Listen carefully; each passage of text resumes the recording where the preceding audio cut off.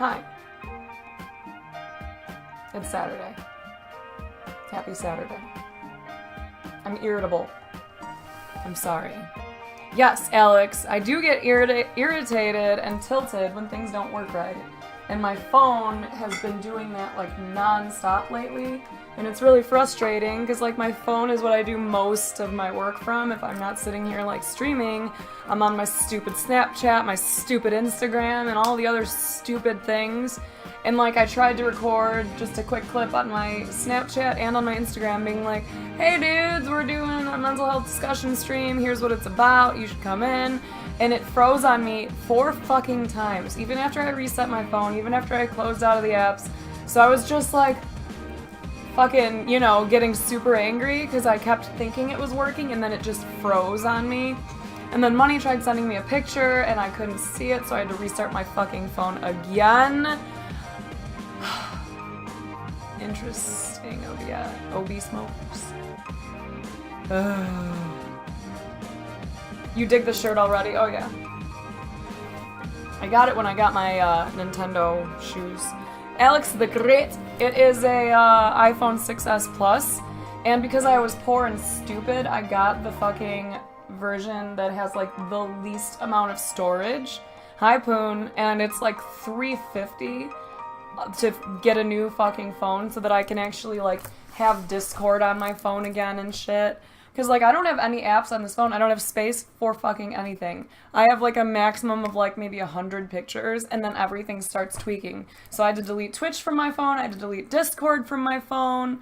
Everything else is clear. I had to set it to auto-delete my texts after 30 days. And, like, even that pisses me off because I'm very sentimental and I like to browse through old messages and pictures and shit. And I can't get to any of it, so I was like, okay, well, maybe before PAX I can get a new phone. No. Maybe before TwitchCon. Who knows? We'll see.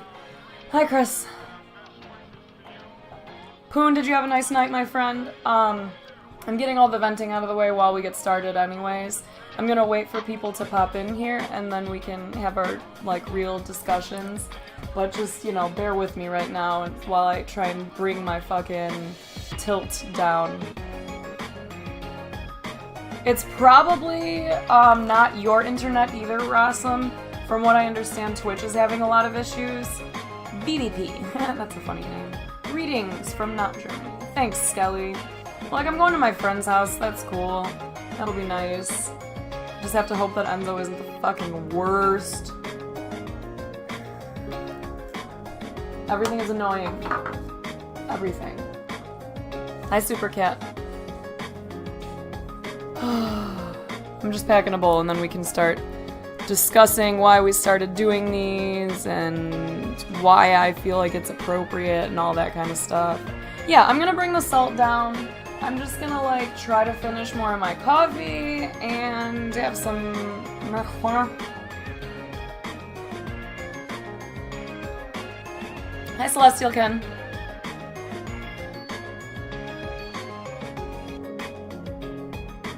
Lyrical, are you an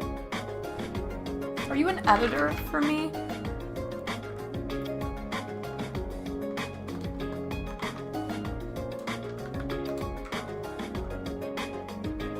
Because I wonder if I can add you as one of my editors if not. And then if I step away for anything, can you try to run like 30 seconds to a couple minutes of ads? Like in the future, it doesn't have to be for today.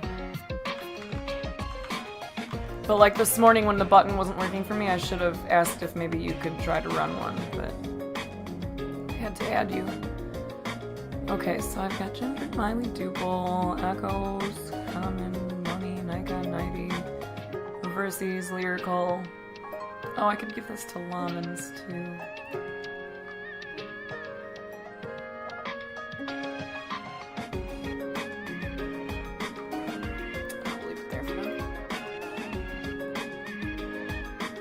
Restore my phone to factory settings. I need a new phone, honestly, because that's like the biggest issue is that I don't have any fucking storage for anything, and not being able to like browse Twitch has limited my ability to network. Not being able to keep up with Discord has fucked me in some business manners before.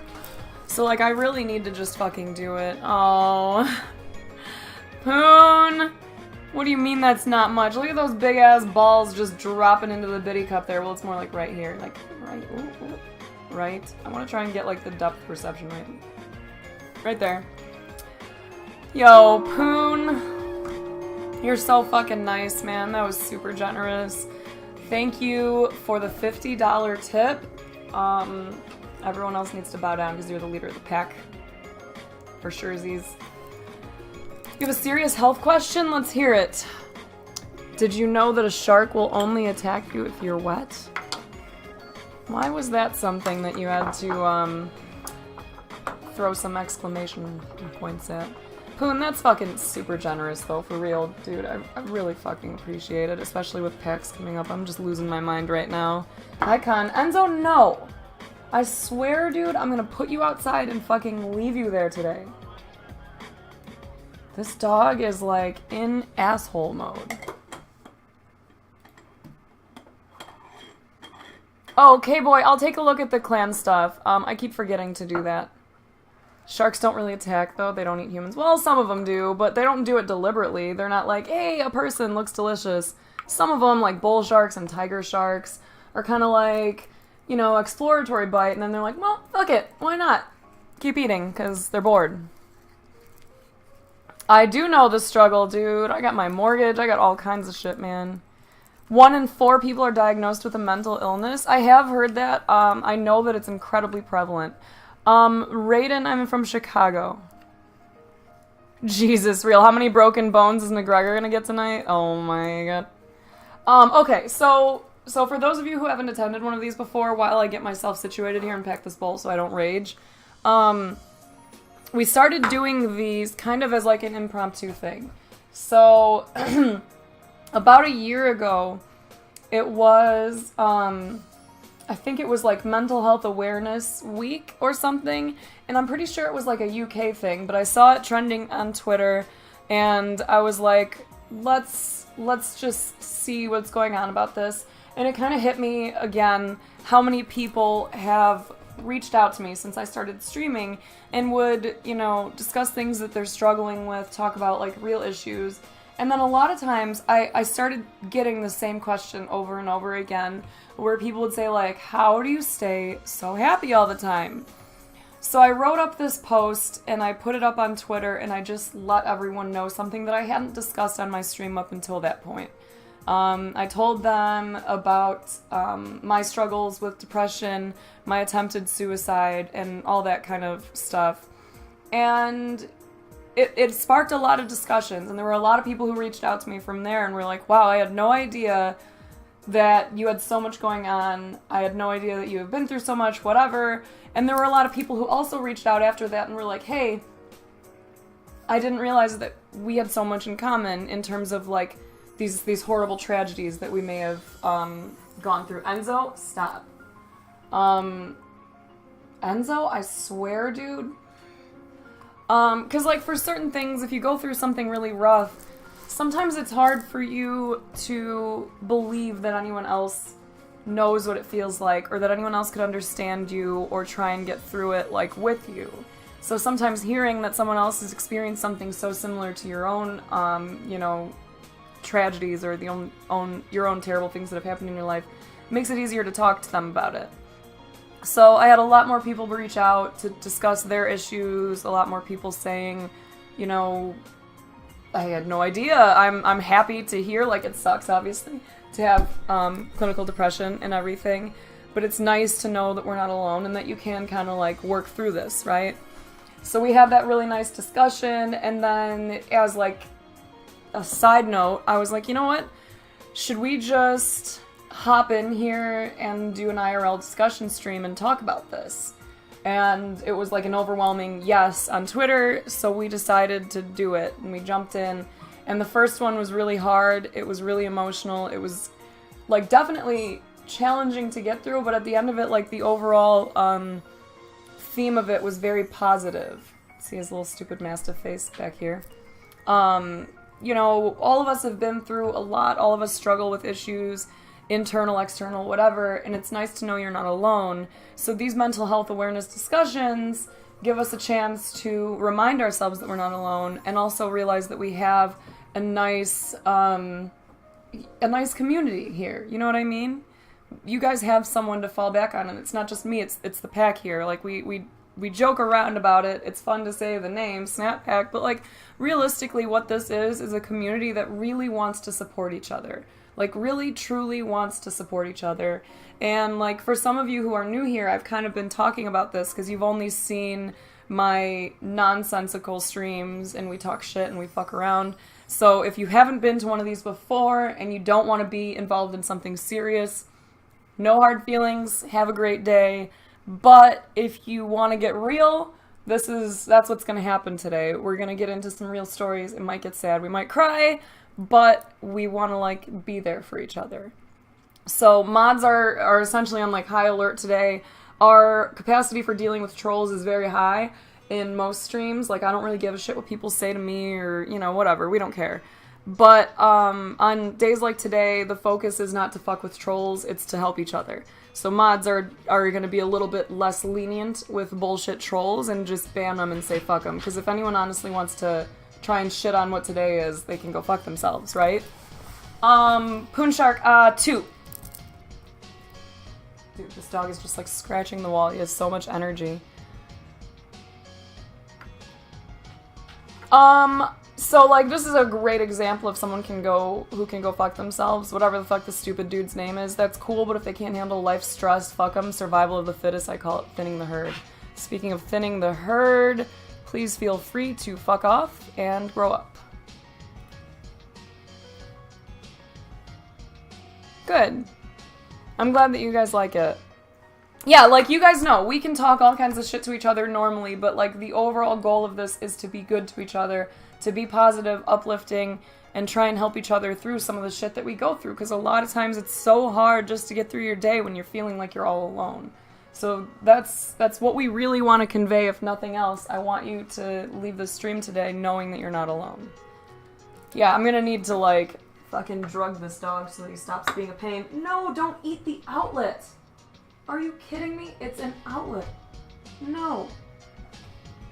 I wish I had a rawhide for him or something. Kennedy, thank you for the resub. 5 months. I won't be doing many shoutouts. The alerts don't pop up on this. So, you know, just know that. Fuck the Cubs, I just saw that. Okay, I'm just packing this. I'm gonna take one hit and then we'll jump into it. So the format for today, basically what happens, you know, because I'm leading this silly bus here. Some of you have heard a lot of it before, some of you haven't. A lot of you have seen my vlog series where I kind of talk about my real life shit. But the way we do this is we start out with me just talking. I'm gonna explain some of the shit that I went through, a little bit of my backstory, and then what I've learned from it and the reason why we decided to start doing these together. And then from there, it's usually just us discussing tips and tricks and tools to try and keep ourselves positive and happy and moving forward. He's literally trying to eat like a multiple outlet, one of the ones that has like 6 in him. He's just like got his nose pressed up against it. Are you licking the wall? Oh my god. This friggin' dog.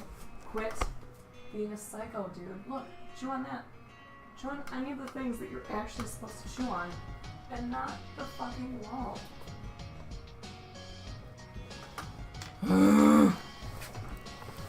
He really is a fucking goat, Alex.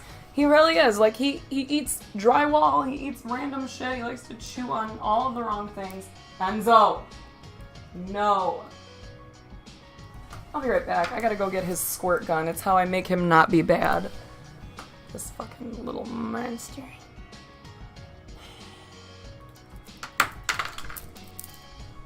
Would you stop?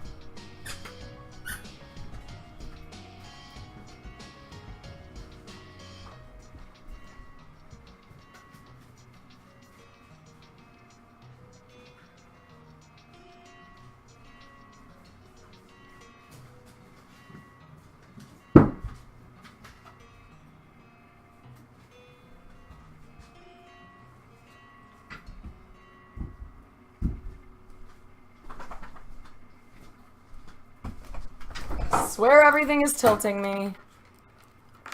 Everything. Holy shit, what? Damn. Poon just tipped $100 as I was fucking walking out of the room. Holy shit. Poon, I fucking love you. I don't even know what to say. Thank you so much. What does it say? This is real shit, boy. Snaps as we hear over these streams. You deserve more than this for the help that you give people with these streams, whether you know how much you do or not. You're an amazing person, Snaps. Keep it up. Thanks, Mr. Salty. Thank you, Poon. I love you, dude. I'm not sad. I'm like, kind of like just like borderline angry. And I'm trying not to be because these are really positive streams, but it's just, this is a great example of why we do these. So you can see that like we're all human and everyone has like their own issues, right? Like I've had a relatively good day, but I'm still tilting over all these stupid little things happening, and I broke a nail. Oh my god. I broke a nail somehow. Where's my fucking nail file? Holy shitballs.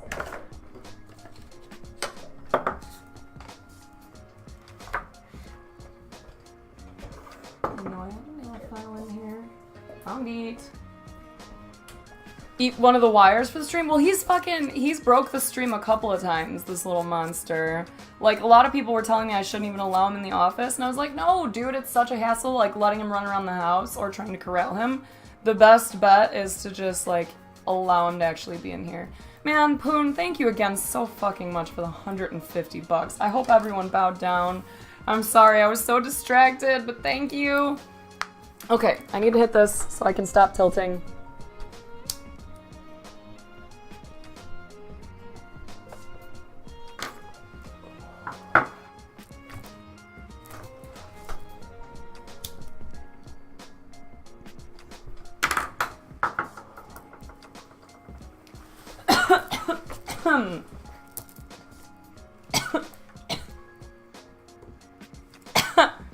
I'm 31, hotshot. Okay. You guys ready to get into this? Thuy, he's actually pretty good. That's what's ridiculous. Like, today is a bad day for him. He has been doing so much better lately, and he's driving me insane today. The little light stream? Oh, yeah. Now he's bothering his brother.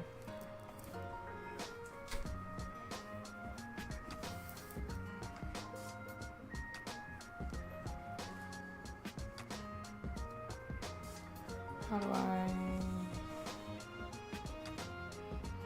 Trying to make sure I don't ban the wrong person here. There we go. Dude, if I could do that, I so would. Thanks, Henry. Are you trying to show my chair now? Okay, he's laying down. That's a good sign. We're at least, like, there. He's laying on his brother.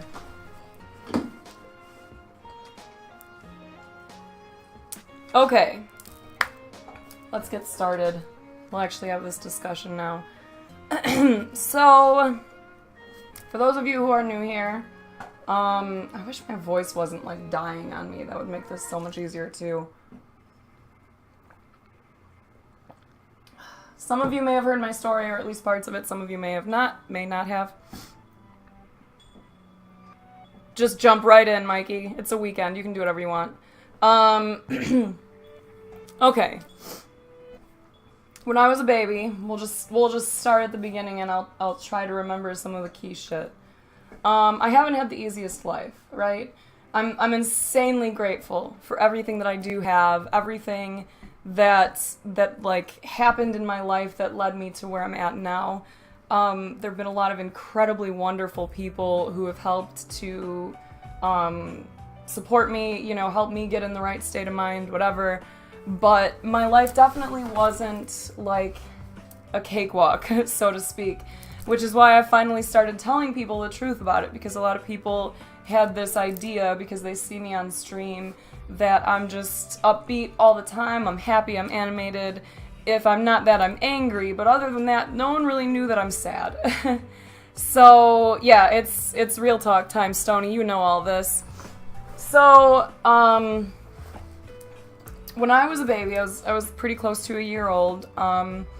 My older brother and sister, and then myself, our mom was mixed up in the wrong things.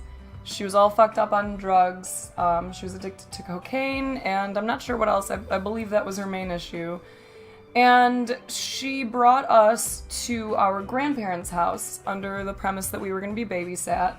And so, like, she brought us to her mom and stepdad's house, right? So my biological grandmother and my step-grandfather, basically. So she drops off her 3 children, my brother, sister, and I, at our grandparents' house, and she leaves. And she did not come back. So,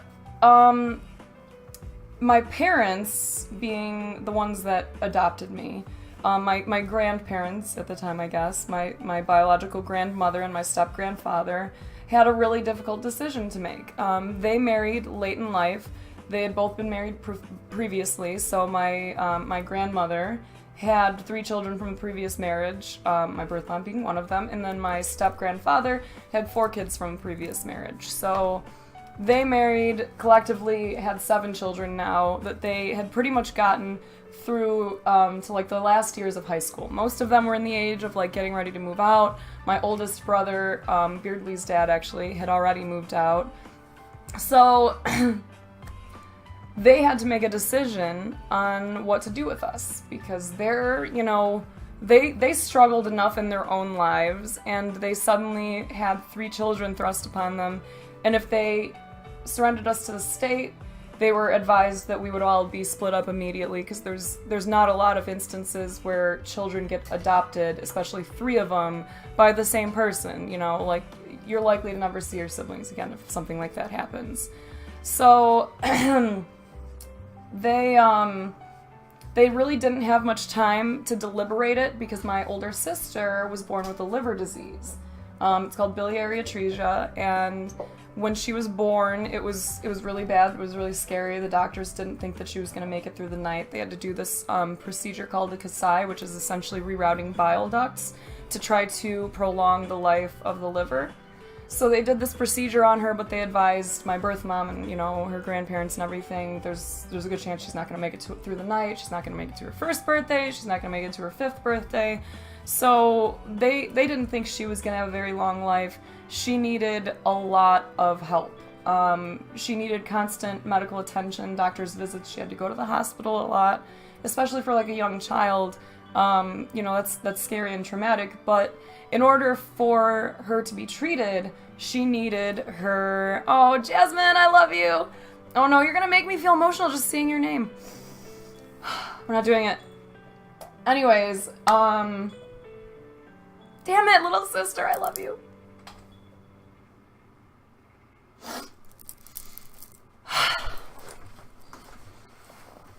So...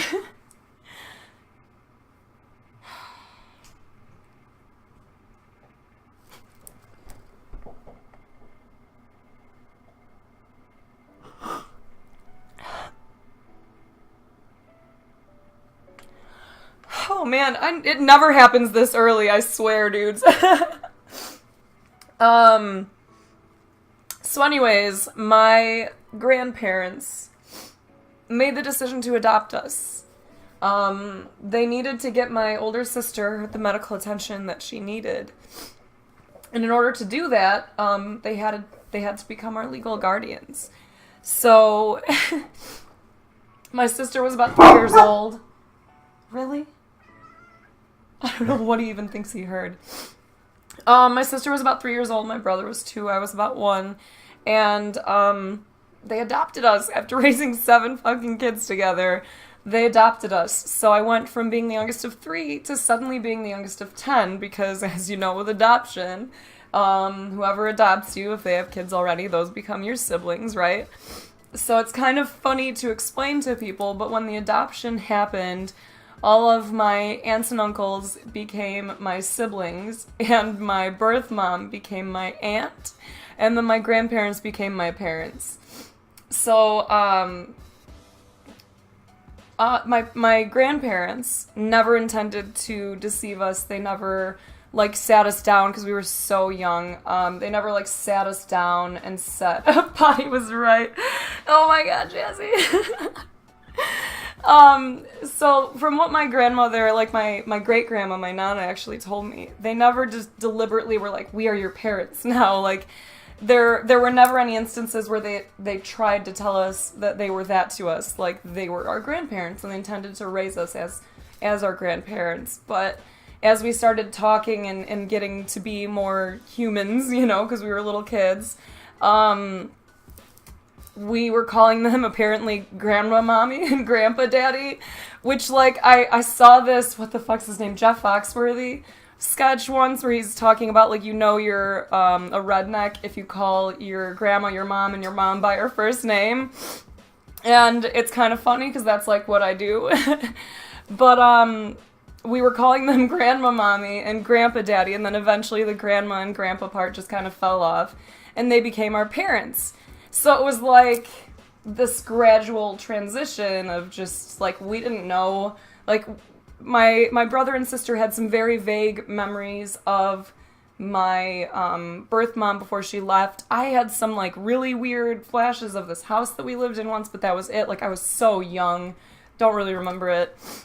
So, like, I didn't know I was adopted for a good part of my life. Like, it didn't, it didn't even occur to me, the fact that I was telling, like, teachers before 3rd grade and stuff, because I can remember even doing that, that I was the youngest of 10, and they would be like, your parents, okay, and then I would just be like, I don't know, man, I have this sibling, like, I knew them all, like, I'd just go down my hands and, like, count them all off, but, like, I didn't really understand the age differences or the fact that we all look so different because, you know, 3 of my older siblings, or, you know, the ones that I got as siblings after being adopted, basically my aunts and uncles, were my birth mom's brother and sister. So, like, we have some definite familiarity there. Like, we look similar. That Beardley is, like, biologically related to me. His dad is my birth mom's older brother. So, like, there's some family resemblances, and then, like, on my dad's side, my adoptive dad, like, we don't really look alike, because he is a Swedish immigrant. He came here from Sweden when he was a kid, and so, like, there's all these family members that, like, they are family, like, there is absolutely nothing that could ever change that, but we don't really look alike, but, you know, it's cool. Being a part of a big family is amazing, and I was really grateful for that growing up, even not knowing what had transpired to get me there. And we had, at our old house, we had a wall of pictures of all of the kids in the family, and my birth mom's photo was up there. So I always grew up knowing her in a sense, but not knowing what we meant to each other, not really knowing much other than that she left. So I think I was, of course, Poon, thank you again. I think I was about 7 years old when my parents told us the truth that we were adopted. And I posted the picture on Twitter a long time ago because I have a photo from it, because I believe it was on Thanksgiving. Like, I remember what everyone was wearing at the time. It's one of my most vivid memories. But I remember them sitting us with all of our siblings down in the room, in our living room, and, like, they had this woman there who was a counselor, I think, to try and help us through it. And they explained what had happened, that our birth mom was messed up with the wrong people and was doing drugs, and that she left, but that she did it so that we could have a better life. So we were told from the beginning, not that, like, we were discarded, but that we were deliberately placed. You know what I mean? Which I think that helps in terms of perspective growing up, to have the idea that she didn't leave necessarily because she just didn't want us, but she left because she thought that someone else was going to do a better job raising us than she could, given all the stuff she was doing at the time. So they explained all this to us, and I'm a little kid, I'm just meeping around, like, I don't fucking care or know, whatever, you guys are my parents, you guys are my siblings, awesome! It didn't really, like, hit me, you know what I mean? I remember my older sister crying, though. Jasmine, you know, right? So, like, that I remember. I remember CJ, my older brother, asking all kinds of weird questions, and, like, the counselor lady kind of tried to explain it to us a little deeper. She was really there for my sister when she was crying. And then she did this exercise where she had us all write a letter to our birth mom that, like, obviously we couldn't deliver because no one knew where she was, but the goal of the letter was to try and, like, express whatever things we were feeling. So I think I asked her if she had any animals, like if she had any pets, and my brother asked her if she had a Nintendo, and I think my sister's was actually more serious, where she was like, you know, mega curious actually about things in her life and like why she left and stuff. But I remember that, and I remember it being like, okay, this is it. Like, now I just have to like kind of draw a chart when people ask me how many siblings I have, because it makes it easier to explain why there's 10 of us, rather than being like, well, there's some adoptions and some marriages in there. I would just like draw a picture and be like, okay, so these people, and then like, you know, my dad is here, my mom is here, and we're talking about, like, my adoptive parents. So, like, she had 3 kids, this one had 3 kids, this one had 4 kids, they had these. And I would just explain all of that, like, very quickly to my teachers and my friends and stuff, because it was the only way to get it out. Otherwise, like, without that visual representation, it was really challenging to explain. Oh, my. But, on the bright side, you know, there is good news. I'm skipping ahead a little bit, but she did come back. My birth mom came back. She's a fucking wonderful woman. Like, if you ever need a reason to not get mixed up in the wrong kinds of drugs, and if this sounds silly because I smoke weed, like, know that I don't consider that even close to, like, equivalent to it, but she's an amazing mom. She has 3 more children. One of them is in here now, my little sister, my 2 younger brothers. They're the coolest people in the world. And when you see how wonderful of a mother she is to these kids now, it's like, wow, dude, drugs have to be really fucking bad to take a person as like wonderful and loving as this and convince them that leaving their kids is a good idea. So I never tried anything too reckless because of that. Like, I avoided hard drugs because I grew up knowing that drugs caused someone to leave me. So, like, in the beginning, you know, before my birth mom came back, in the beginning, I really didn't care. Like, for lack of a better word, it didn't seem like it was important. Like, I loved my parents. They were good to us. I liked my life. Like, I was a pretty happy kid. My family was, like, super, super close-knit at the time. Like, it's a little harder nowadays with that many kids and all of them having kids and families and stuff for us to get together as often as we did in the past. But,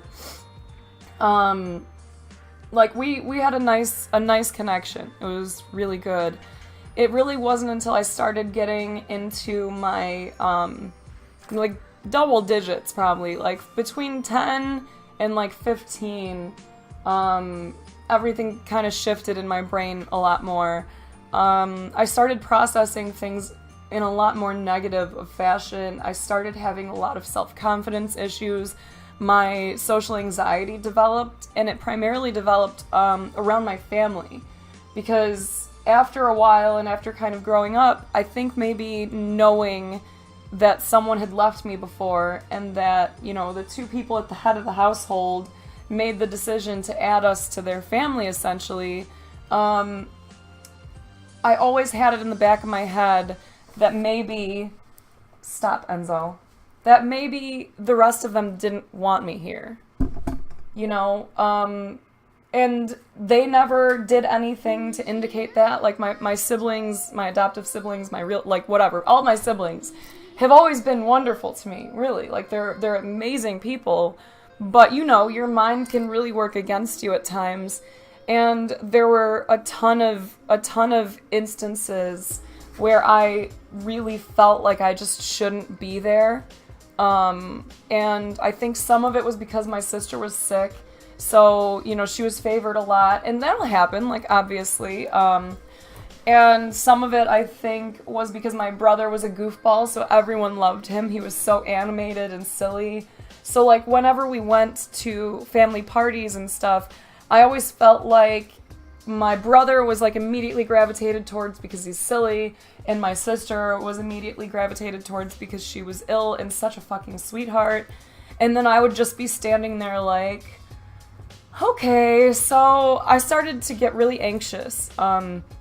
And I started having panic attacks and like really avoiding large groups, including my family. That was actually like when I first started having it happen. I would go into a room, I would see my whole family there, and I would see them, you know, kind of broken off into little groups, everyone's chatting, and I'm just thinking, like, no one wants to talk to me. So I would go hide in a closet and have a panic attack. Would you stop? I didn't tell anyone about my panic attacks until I was a teenager, and I told my older brother and sister, and that was it.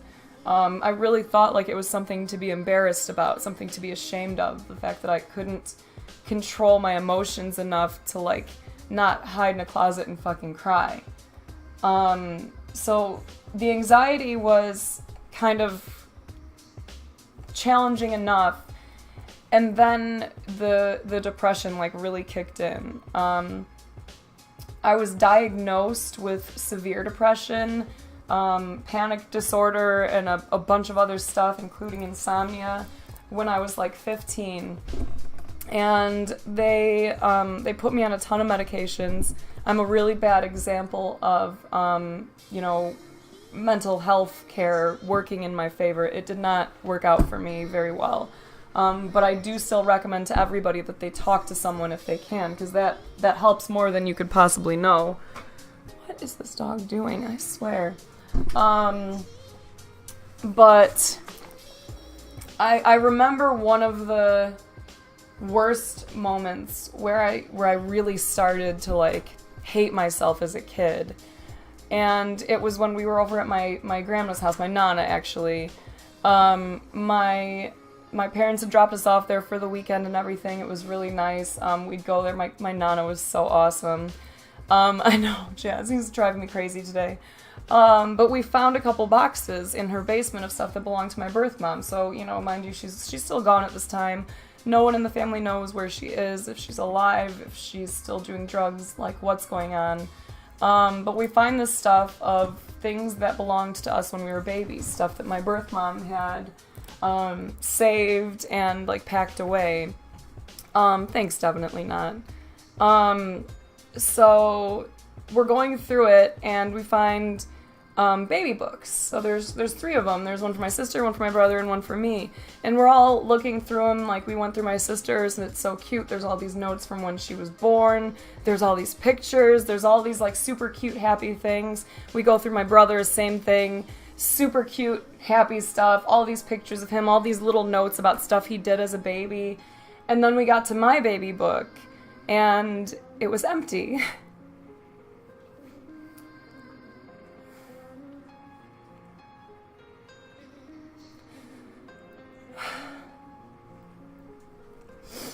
So my child brain determined at that point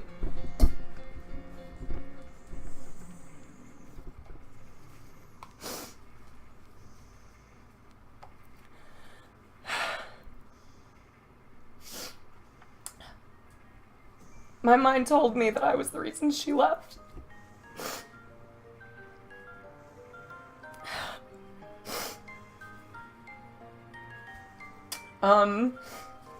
I got it in my head that, like, the reason she didn't fill it out is because, like, it was cool. Like, she had my sister, she had my brother, and everything was fine. And then she had me, and it was just too much. I was the straw that broke the camel's back. I was the reason why my brother and sister and I were forced to be adopted, why we were abandoned, and that, like, really stuck with me. And I just kept thinking, like, man, if I hadn't been here, like, who knows what would have been different. Maybe she would have stopped doing drugs, because I know at one point she was clean for a little while when she had my siblings. So, like, once a horrible fucking thought like that creeps into your mind, it's pretty hard to shake it. So my mind started twisting all of the details of my life and making it support this idea that the reason my birth mom left my brother, sister, and I is because she didn't want me. So it was like, it just added on even more to all the other feelings that I would have at family parties and out in the world where I would think, like, these people don't want me here.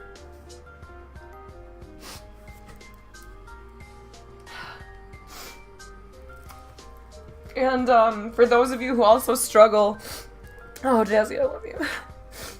For those of you who also struggle with social anxiety disorder, you know what that feels like, to go into a room and be like, I should just leave. There's no way anyone in here wants to talk to me. I have nothing to offer. Look at all these other people who are interesting or funny or whatever. Like, they're the ones who are gonna get attention here. Like, I should just get the fuck out.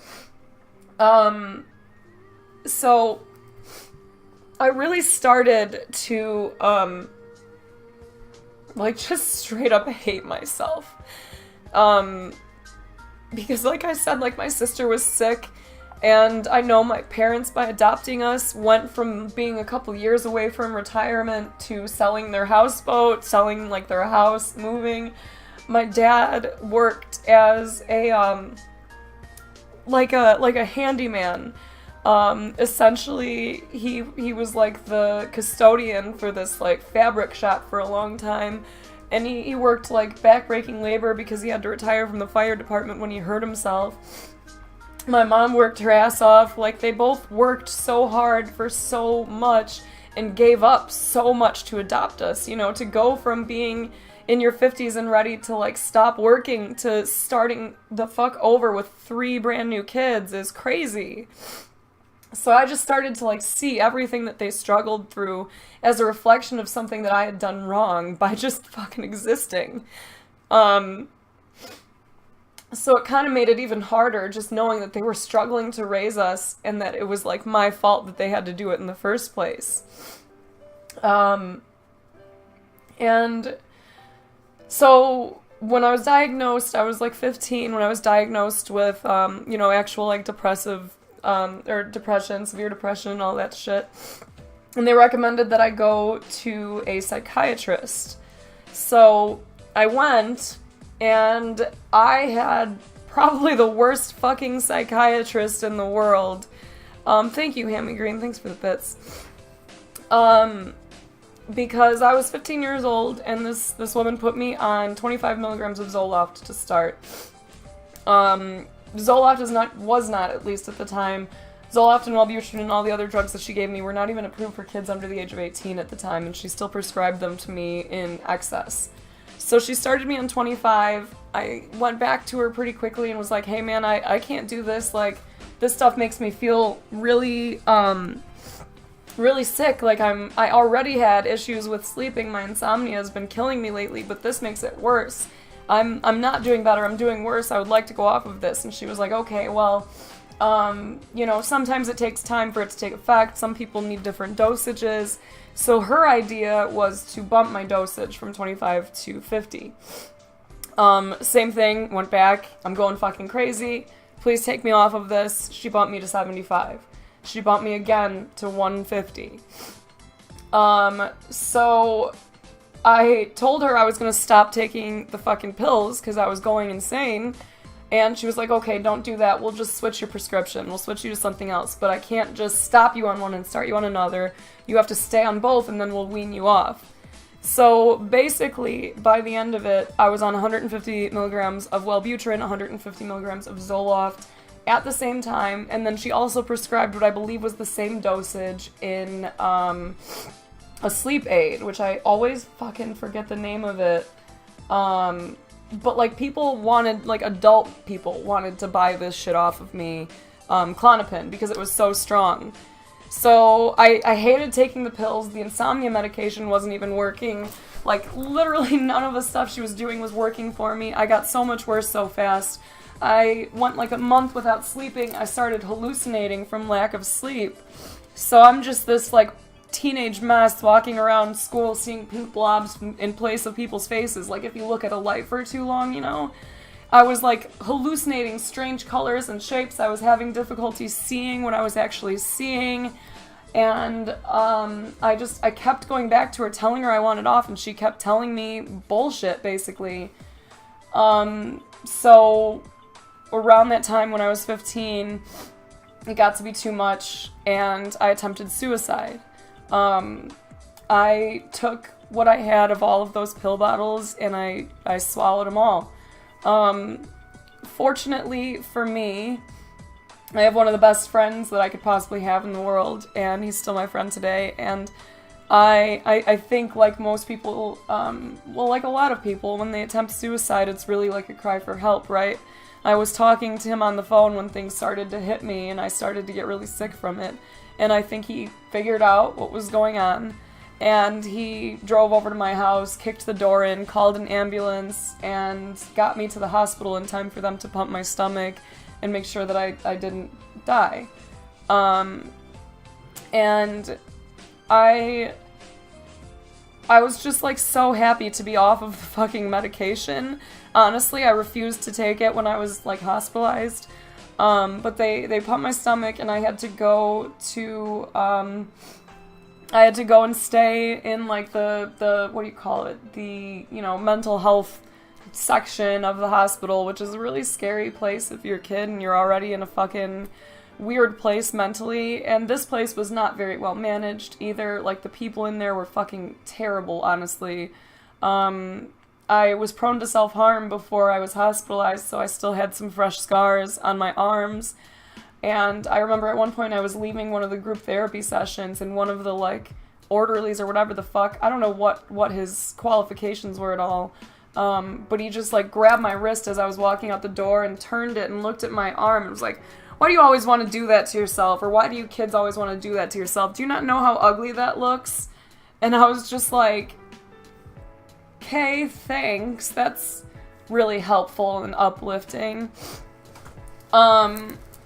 I don't think it's called a mental asylum, no. That's, like, a pretty, like, that makes me think, like, locked in a fucking dungeon kind of stuff. But what it actually was is a very white series of rooms on a floor of a hospital that had a locked entrance and exit, and no sharp objects, no actual mirrors, nothing breakable. You couldn't have your shoes. Like, everything was, like, very heavily monitored. So yeah, I was in inpatient care for that for almost 2 weeks, and it was fucking terrible, really. Like, I really don't feel like I got much out of it, other than that I, like, had time to not be, I guess, like, just in the same thing that I was doing over and over again. Because really the most meaningful thing came from that when my family was allowed to finally come visit me. And, like, that's something that will always stick with me, because my older brother, we're only a year apart, we were always really close, and he was always kind of goofy, and just, like, we had fun together, so I didn't see him get emotional too often. And, psychiatry unit, that makes sense, thank you. I remember my parents coming to see me, and someone else had said it in chat about, like, trying to stay strong, because I think of everything that my sister had gone through. Like, we were raised constantly told, like, stay strong for your sister, like, she's sick, she goes through surgeries, procedures, whatever. And really, Lamans, I know that feeling, dude. So, anyways, my brother wasn't too emotional or anything. My family was allowed to come and visit me in the hospital on one of the days, and I remember them, like, sitting on the edge of my bed, and I'm doing the usual, like, being strong thing, like, I was just trying to kind of make light of the situation and joke around and, like, act like it wasn't a big deal that I had just tried to end my life permanently. Hammy Green, thank you for the sub. And, my parents were kind of just, like, chatting along with me, and then out of nowhere, my brother just, like, leaned over and put his head in his hands and started crying.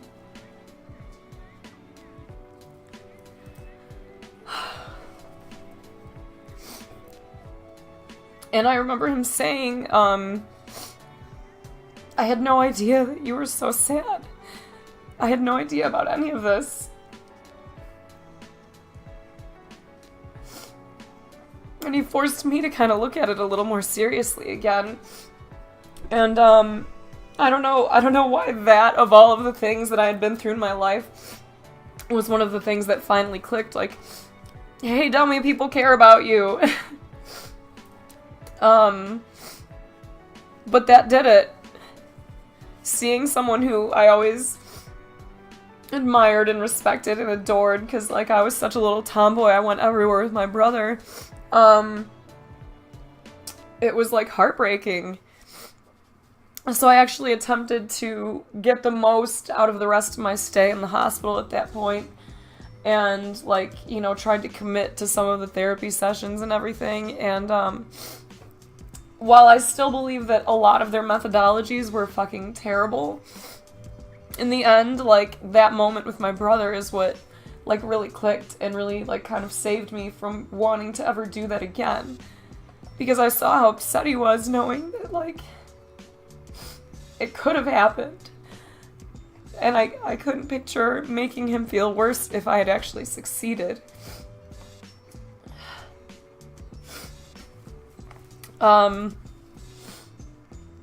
So I got off of all of the medication. When I got out of the hospital, I said fuck that, which is not something that I'm gonna say I advocate for everyone or anything. Like, if you are struggling, you need to talk to somebody. You need to seek out solutions that make the most sense for you. Actual medication, prescription medication, did not work for me. In my instance, it had adverse effects. I still struggle a lot with sleep issues.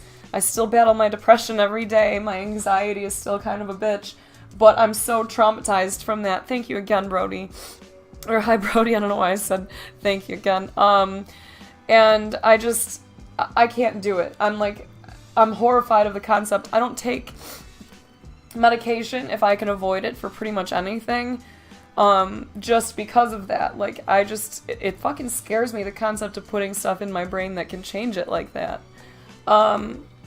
So I instead kind of tried to switch and just figure out ways to make myself happy every day, or to tell myself that I was happy every day.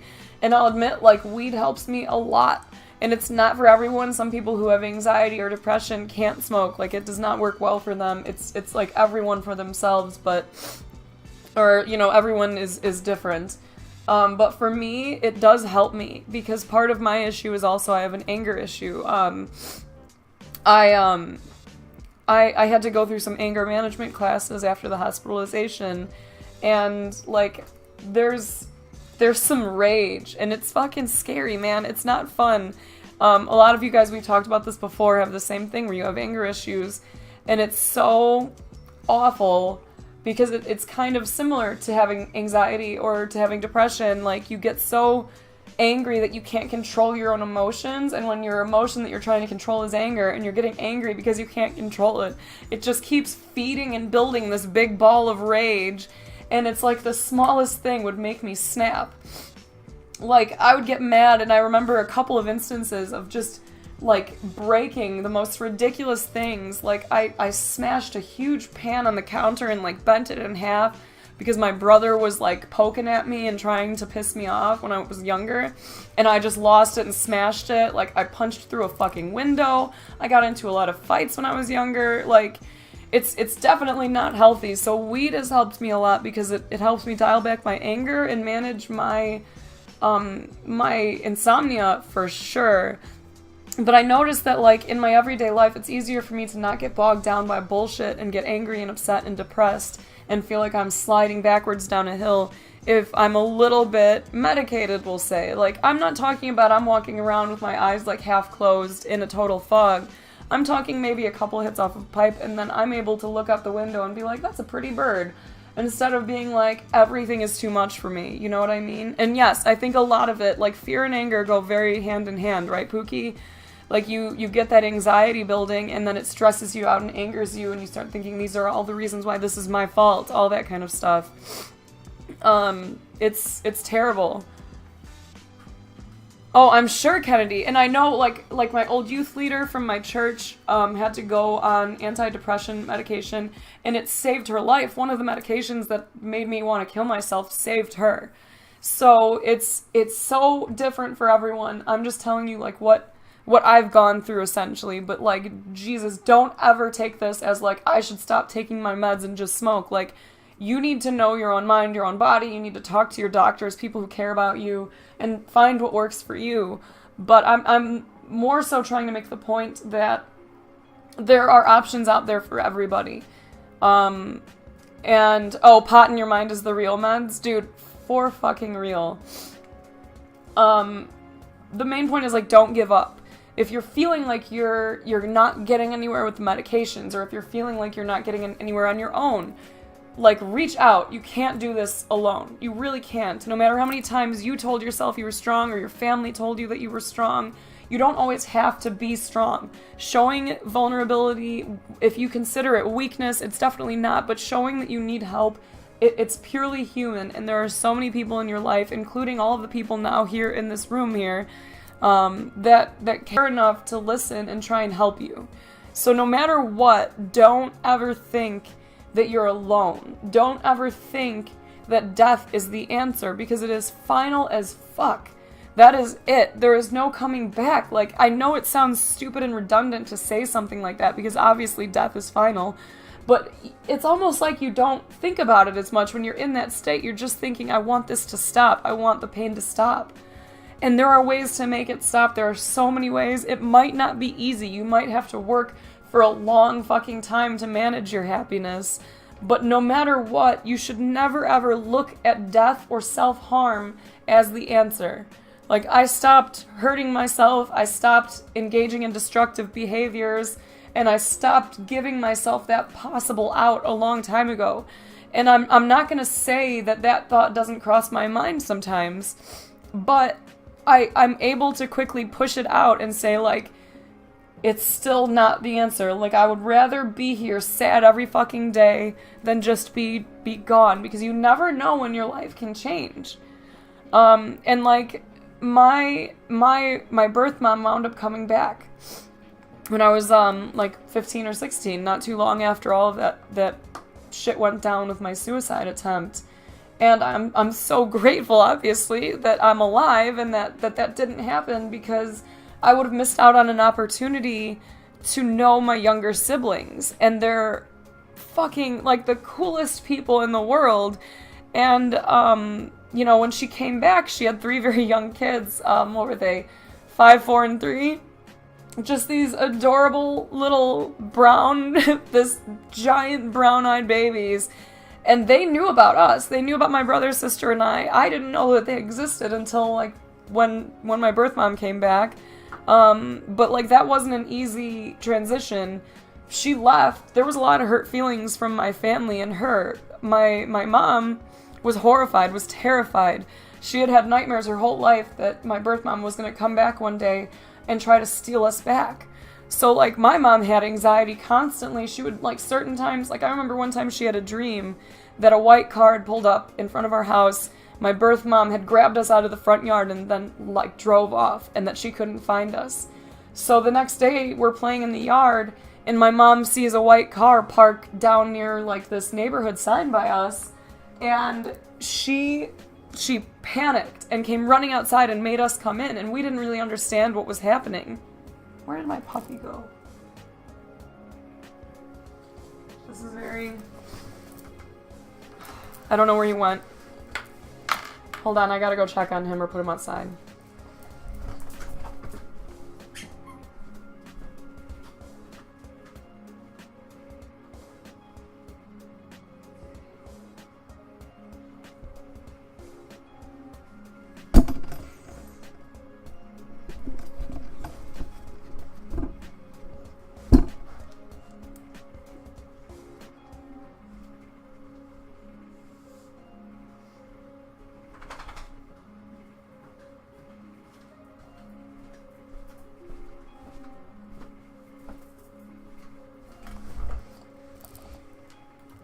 Okay.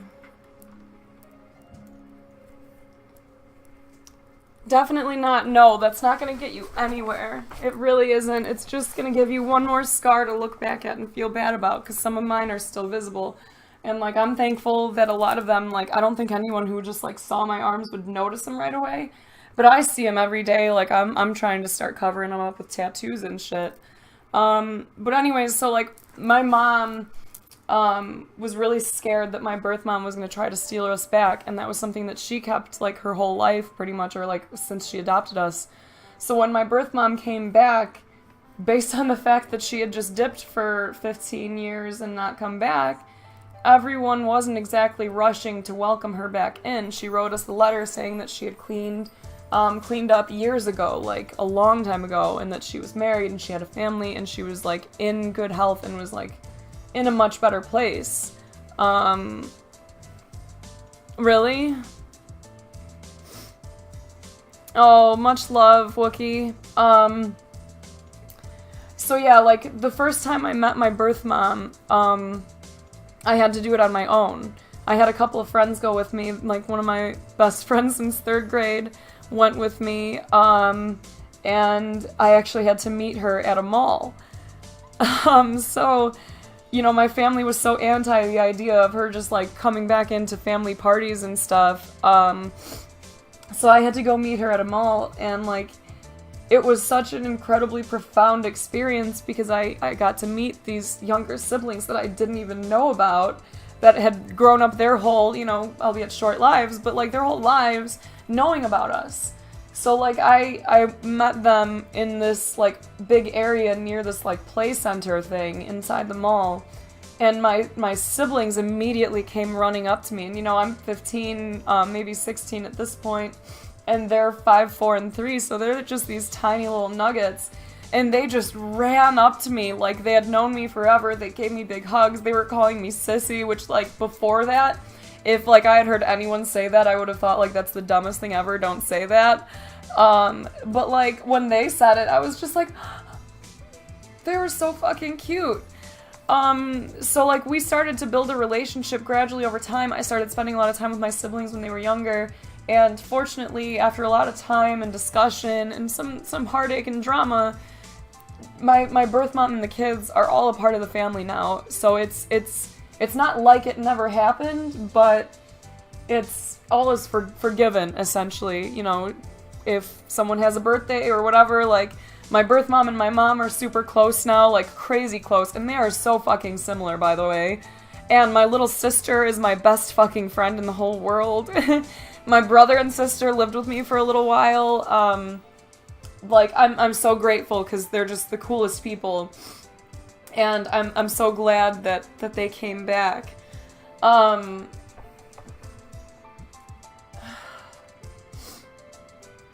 Things got hard again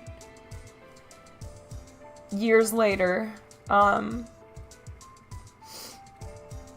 I was, like, 21, my older sister, one of the ones that was abandoned, because, you know, it was my older sister, my brother, and I that were abandoned. So, you know, in terms of, like, biological siblings, there's 6 of us that my birth mom had, and the oldest of them was my older sister. She's the one who had the liver disease. She's the one who had all of the medical issues growing up, and she developed, like, she had bronchitis, and it developed into necrotizing pneumonia, and it was a really scary couple of months, and then things seemed to be in the clear again. Like, we almost lost her in the hospital, and then she was discharged and went home with my mom, and I remember her stopping by my work, and she was just so happy to be out of the hospital because she had been in there for a couple of months. And in the middle of the night, she woke up and cried out in pain because she had, like, a really bad pain in one of her legs. So my parents rushed her to the hospital, and it turned out that she had a blood clot. So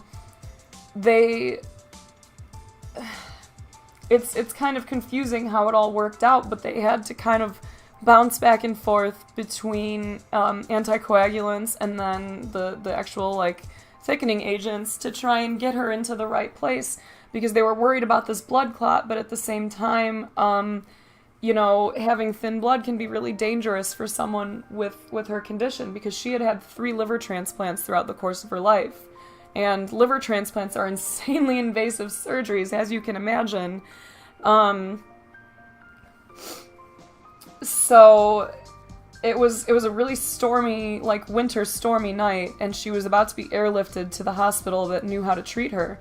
Because there are a lot of hospitals that just, if you've had transplants, they don't know what to do with you.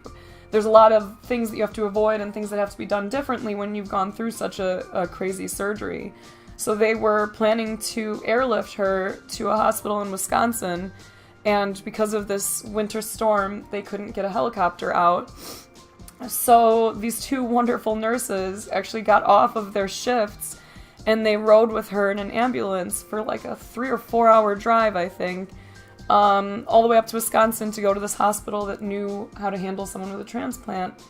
And she must have bumped herself at some point because she was internally bleeding, and I don't think they knew it or they couldn't stop it in time because they were still en route to the hospital. But she made it all the way to the parking lot and was talking to the nurses and everything, and then she just kind of went.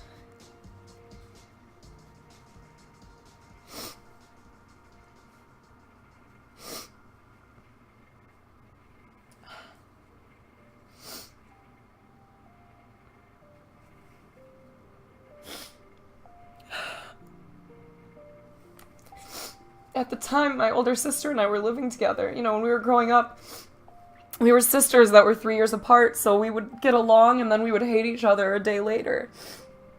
But when I was 19, we moved in together, and we had to get out of my parents' house because we had both been living on our own and then came back and then had to move out again because we were like, we can't live with our parents again, we're adults, right? So we got a place together. We had this awesome place on the water, and we used to have all these epic parties, but we spent, like 2 years just getting to know each other so well and getting so close and just like building on the friendship that we had when we were little kids. So we were living together when she passed away, and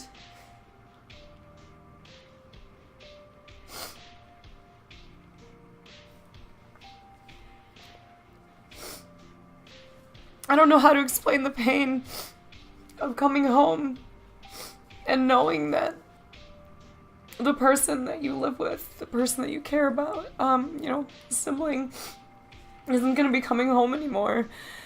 And to go into her room and see all of her things there, and to know she was gone was just, it was fucking awful.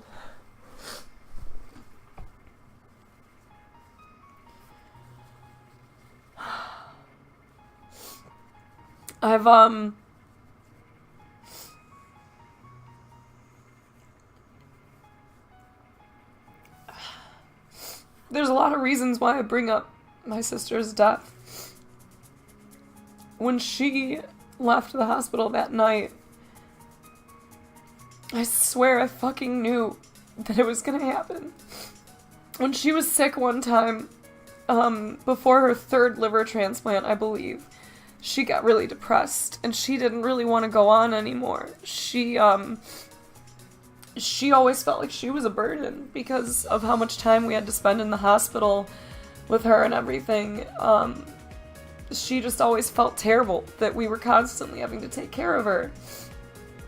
And she got really depressed before her 3rd liver transplant and got really sick and really jaundiced, and she was my exact height and like body type and weight. Like we used to joke around, honestly, because people thought that we were twins, even though we had like incredibly different skin tones because she was much darker than I am. But like she got to be 90 pounds, and if you can imagine 90 pounds on like my frame, that's sick. It's not good at all. She really was just so depressed. And the doctors had to sit down with her and tell her basically, like, you've got to pull yourself out of this. We can't do this surgery on you. We won't approve it unless we know that you want to live. And I remember being young and having that hit me in such a profound way. Like, what? They won't do a life-saving surgery on her unless she actually wants to live, and it's clear that she is fighting for her own life and not just deteriorating.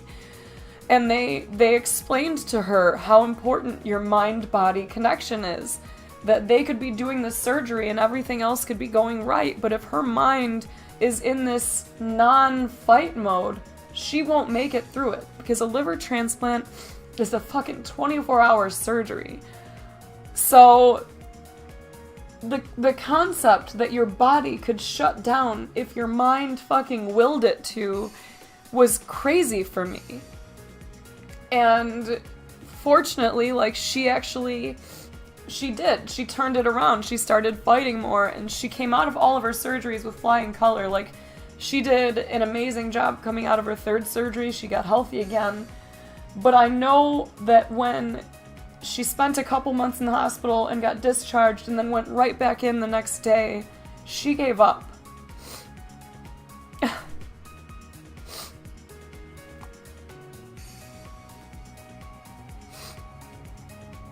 I saw it happen.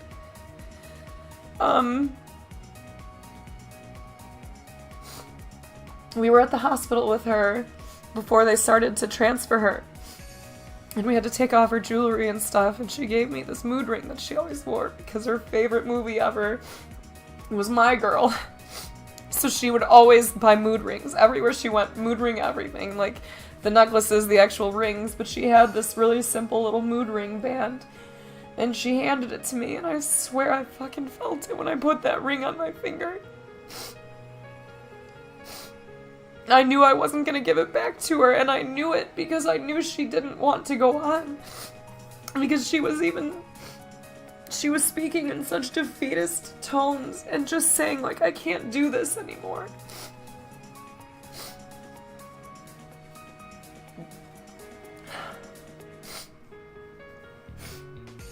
And I told her, like, you have to fight. You have to get through this. Like, I will die if you die.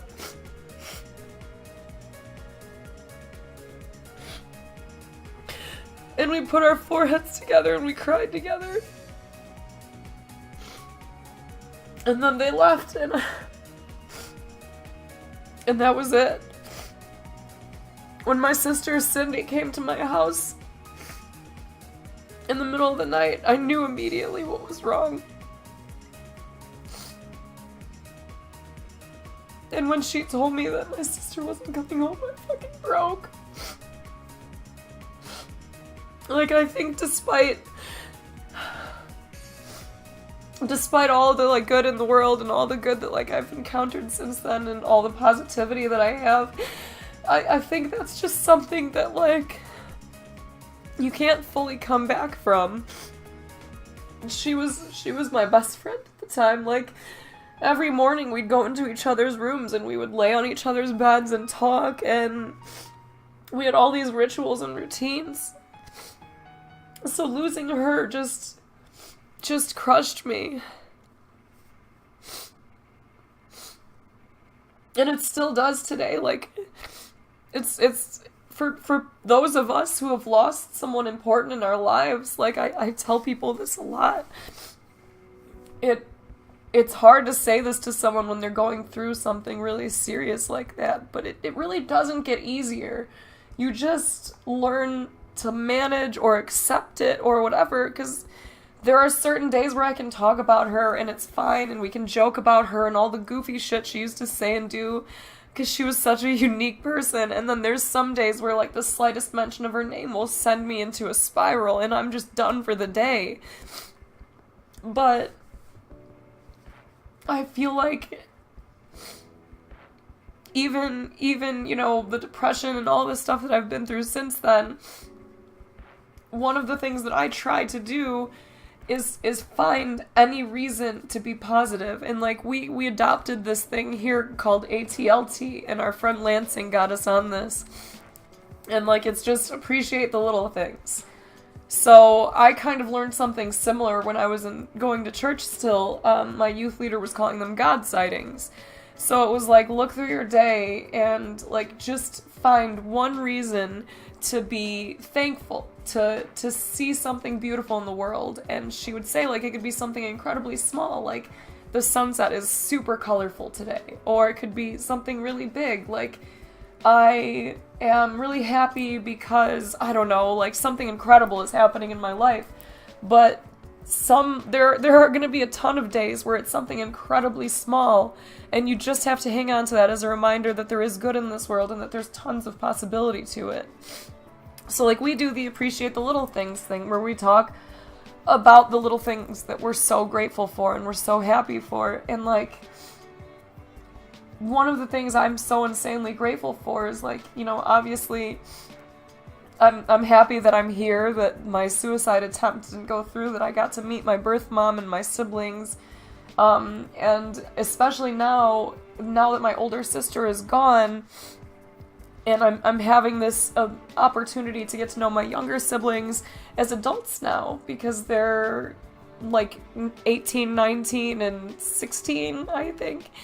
You know, they're pretty mentally grown, and they're very, like, awesome people.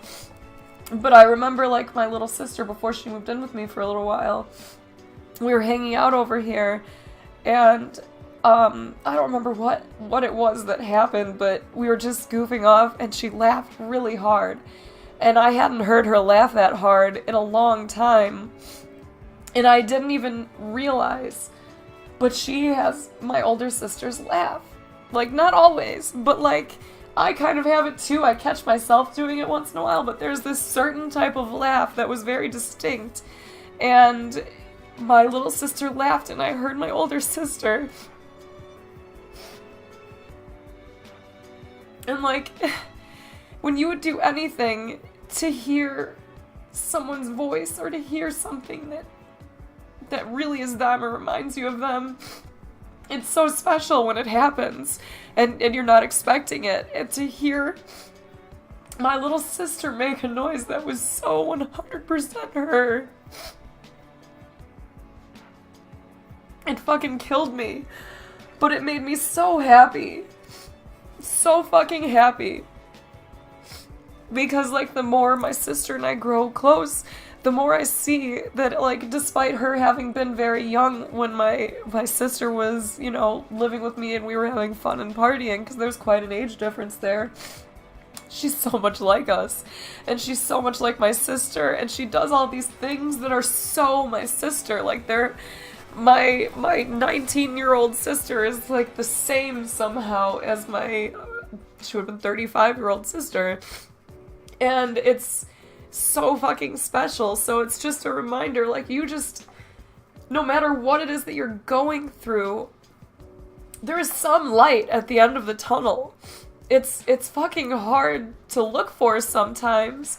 It's hard to experience some of these terrible things that we go through, but life will surprise you if you give it the opportunity to. And self-harm and these destructive thoughts and behaviors, or, like, obviously a suicide attempt, is gonna stop you from getting to experience these incredible, amazing, profound things. If I had allowed myself to wallow in that more and to let it run my life, I wouldn't have had that opportunity to learn that I still have my sister, you know? I have a new person who is my little sister, and she's one of the coolest people ever, but I also have this crazy spirit of my older sister that seems to live on in her and in my younger brothers, and it's just so fucking special.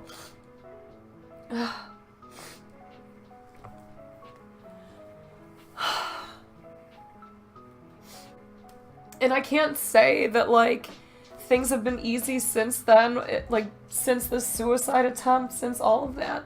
I've had some really, really bad days, and I've had some really good days. I've had some really terrible and destructive relationships that even when I was finally starting to bring myself back up, they kind of pushed me right back down.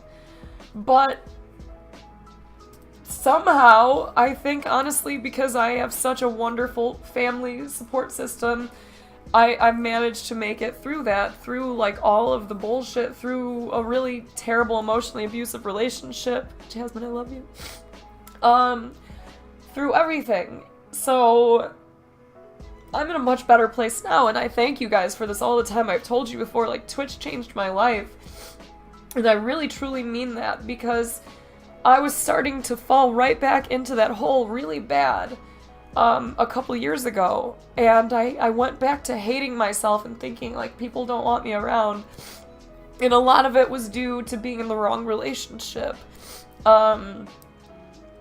It wasn't till I started streaming and kind of opening myself up to you guys a little bit that I realized that people saw more to me than what the person I was with was seeing.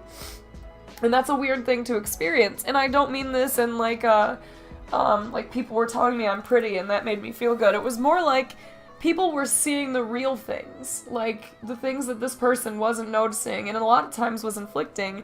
People were seeing that I was trying to stay happy, but I wasn't. I would get whispers from people like, hey, you seem a little off right now, are you okay? And I'd be like, what the fuck, man? I barely know you guys, and you can tell I'm upset, and this fucking asshole is walking past me and just making things worse and doesn't see that, doesn't see this. And, like, he's supposed to be the one supporting me and making me feel better, and he makes me feel like trash. So it just got to be so evident that if a bunch of strangers could see the real me and see that there was value to me despite all of my flaws that he was constantly reminding me of, then maybe I should stay with them and ditch this fucking guy, right? So I broke up with him quite a while ago now, and I'm so grateful because being able to like develop and see the person that I really am didn't fully happen until I started talking to you guys more. And like hitting 30 was cool too, because I don't know why, but growing up, like my older sisters always told me that 30 was dope, and like 30 is a year of no fucks given. So when I turned 30, I was like excited for it, like, yes, this is when people will finally take me as like an adult or whatever, and I can tell people to fuck off more. And it's cool because, like, I have life experience backing me now. I've lived 30 whole years, you know? So, like, exiting a terrible relationship, turning 30, developing this community more, opening myself up more, doing the things that this person had always been telling me not to do, but changing my mind and being like, you know what? Fuck this. I'm gonna do me. I'm gonna do all the things I want to do, and I'm just gonna see where it goes. Things just, like, changed, man. Like, I can't tell you that my life is like 100% perfect, or that things aren't hard, or that I don't still feel sad a lot of the times. Like, we even talked about this recently after Guardian Con. I don't know if it was just post-con blues or if it was a lot of other stuff going on, but I spent like a couple weeks just super like locked in to a rut. I couldn't pull myself off my couch. Like, the idea of making coffee in the morning seemed like so much work, and everything just kept saying, what's the point? What's the point? And I managed to, thankfully, like, snap out of it a little bit, but, like, I bounce around a lot, but I just keep saying, like, the main point is, it's not necessarily going to be easy, but it's a fight you have to fucking fight. Your life is worth so much. You're all such interesting, unique individuals, and it's so sad to me to imagine that you guys are going through the same shit that I am, but that someone isn't telling you that. So that's like the main reason we do these, is because you guys helped me by not even necessarily like knowing what you were doing, but seeing me as who I felt I was, and not like this person that I was kind of beaten down to. So you've got to fight for your lives. You've got to work at this. Depression can be a bitch. In a lot of instances, it's with you for a long time. Like, I've been struggling with this since I was a kid, and there are still so many days where I wake up and I just think, why? And I push myself to find something positive. And, like, fortunately for me, this platform also brought me to someone wonderful in my life, because I have the best fucking boyfriend ever. Because Money and I met playing Destiny, and he's one of the people who, like, after that breakup happened, I realized that he saw me for, like, the real me, and we have this amazing connection, and he builds me up, and he supports me, and he's there when I need him to be, and, like, that can be a huge thing for those of us who struggle with depression and anxiety and all of that. Like, you need to make sure that you're managing the relationships in your life properly. Meaning, get rid of the toxicity, get rid of the people who make you feel less than. Because you don't deserve that. Nobody fucking deserves that. To have, like, we've had a lot of relationships discussions too, where we talk about the emotionally abusive relationships that I've encountered, because I've been through some that were physically abusive and some that are emotionally abusive, and the only thing that I've really learned from it is that I made a lot of mistakes early on by ignoring red flags. I learned somewhere around the time of starting streaming and, getting into this great relationship and turning 30 that you don't actually owe anybody anything.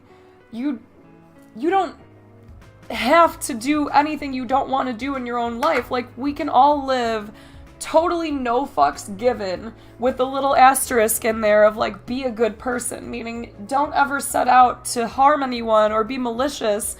If you're going about your life with you as the focus, there is nothing wrong with that unless you're putting other people down to do it. So I read this book that I talk about all the time, and it was this Marie Kondo book, The Life Cleaning Magic of Tidying Up, I want to say is what it is. But if you go and look up Marie Kondo, you can find it. It actually talks more about, like, your surroundings and the impact they can have on your mental state, which I got a lot out of.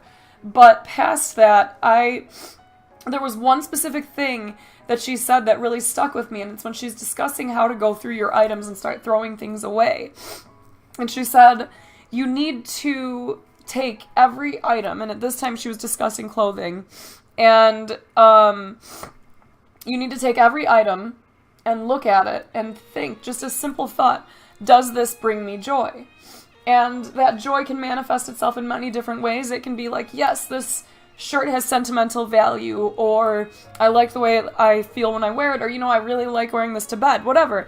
It has to bring you some type of joy, and if you look at it and you can't say that, then you discard it, and you don't look back. There's no, like, well, what if I need it in the future?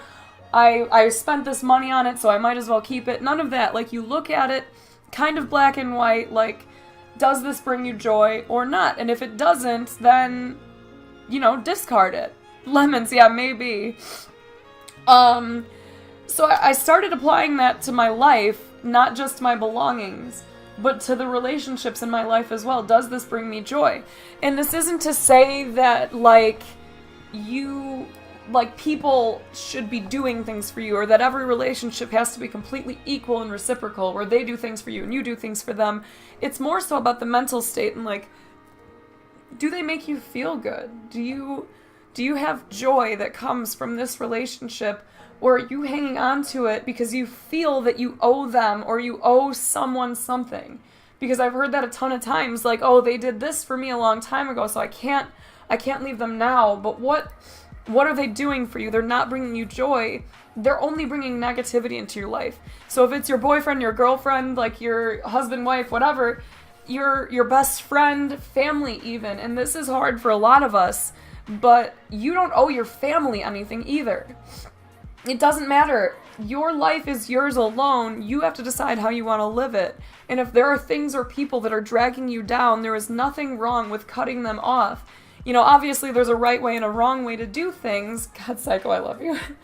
And you're not going to want to be like, hey, you're a piece of shit, I'm done talking to you.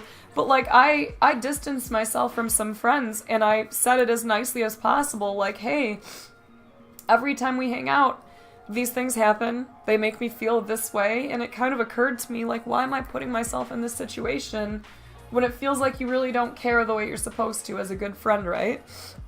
And so I left those relationships, and I've been more selective about the people who I allow into my life now, where if I don't feel that same, and this is definitely a female thing, especially, I know women tend to have that same kind of, someone is saying something nice to me, because a lot of us were taught to be very polite, and we believe that politeness means that we owe people our time if they say certain things, or if they buy you a drink at a bar, or whatever. And I've gotten to the point now where I feel a lot more comfortable being able to say very clearly, no thank you, I can take care of this myself, or, you know, I appreciate it, but I'm not interested. And if people push it, then I just repeat myself. I said I'm not interested. I'm not going to discuss this any further. I'm just going to go now, okay? You know, and sometimes I get a little bit mean, but whatever. That's only if people really push me. But I'm just saying, like, we talk about this all the time. There is a nice way to say fuck off to pretty much everybody and everything.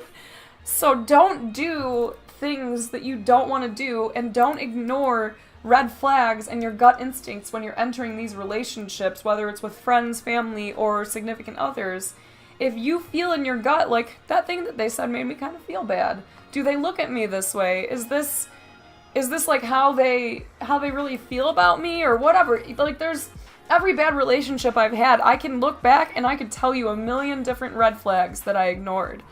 And they all ended very poorly because I didn't value myself enough and I didn't trust my gut enough to say no thanks. Love you guys. So, you know, that's another reason why we like to do these streams, because you guys gotta know you're the one who has to walk in your shoes. Point them wherever the fuck you want. You don't owe anybody anything. Like, maybe you owe someone money, but that's different. But you know what I mean? Like, just because your parents gave birth to you and raised you doesn't mean that if they're putting you down and making you feel bad or making you feel like you owe them all of your time, all of your energy, whatever, you don't. There is nothing wrong with saying my life is my own and I am going to handle it the way I want. I'm going to move away, or I'm going to do this. And in a lot of instances, it can be scary because you might leave a relationship that has been supporting you financially or whatever, you know, and it's scary to feel like you're cutting yourself off from any line of support, whether it's, you know, financial or emotional, but it's important to do, because for me, I have struggled a lot lately, financially, everything, since some of the changes that I've made. But, and I just talked to my mom about this the other day, I'm so grateful that I can look back on the past several years of my life and say all of my mistakes, all of my shortcomings are my own. Everything I did, right or wrong, was my fucking call. No one else told me to do it. No one steered me in a certain direction. Some things worked out, some things didn't. But in the end, I don't have any bad feelings about any of it because it was all my fucking choice. I gotta take this thing off. It's getting stuck in my hair and I can feel it. It's driving me crazy. And that is really positive. In my mind, that's something that I hold on to. Like, I think all the time, like, I could lose my house. I could lose whatever, like, and I imagine worst case scenarios, like, what if I do become homeless one day? What if I am so broke again? Because I've gone through periods of time, like after my sister died, because we were splitting expenses. We shared a house together. And when she died a year after that, I was evicted because I couldn't come up with rent anymore. I quit one of my jobs because my boss had actually prevented me from spending time with her before she died, and I hated her for it. And I couldn't go back. So I had to get up every morning at like 5 a.m. and call every staffing agency around, and then I would have to go to a neighboring gas station and walk around on the sidewalks in the gas station looking for change to put $1 into my gas tank so that I could hopefully make it to the staffing agency to get a $7 an hour job for the day. And I did that for a long time. I was literally buying only chicken and rice to eat because I had dogs and I needed to make sure they could eat. So I would buy food that I could share with my pets because I was so poor that I had to make sure they were okay. So, like, I think about that all the time. Like, things can get really, really, really bad. But in the end, if I'm true to myself, I think I'll figure it out. So, at least if I do wind up in one of those situations again where I lose anything, I have my integrity, whatever. I have myself, man. You know what I mean? I get to make my decisions. I get to decide what to do and how I want to do it, who I want to tell to fuck off, who I want to be closer friends or family with. And that is so priceless. It's so meaningful to me to feel finally, after all these years, in control of everything I do. It sucks not feeling like I have control over my mind, but I work at it. And it's something that we all have to do, I think. Like, depression obviously isn't a choice, but we can choose to battle it. We can choose to try and find positivity in this world. We can choose to see the value in ourselves and try to find one new thing we like about ourselves or love about ourselves and carry on with that in mind.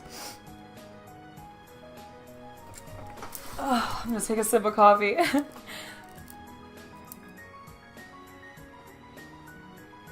Squishy, thank you for hanging out. All of you guys, I really appreciate you all coming in today. I know these streams can be very emotional. I didn't expect to get quite as emotional as I did, but I think seeing my little sister's name in here just, like, made it even more emotional, because I love her so damn much. But, you know,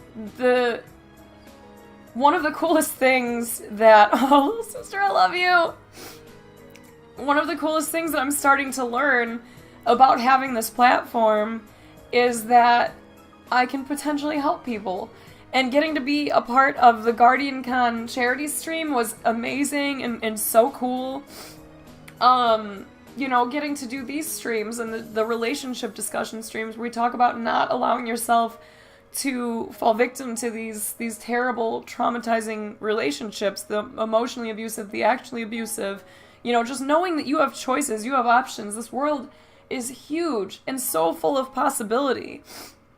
And you just have to see that and know that, like, we as humans are capable of crazy, incredible, extraordinary things. But if you have it in your head that everything sucks and that you suck, your mind is going to very easily tailor everything to fit that theory. If you start to see that you have value, even if it's just one tiny thing, you might start to see opportunities to use that value more often. Yeah, Jasmine's my sister.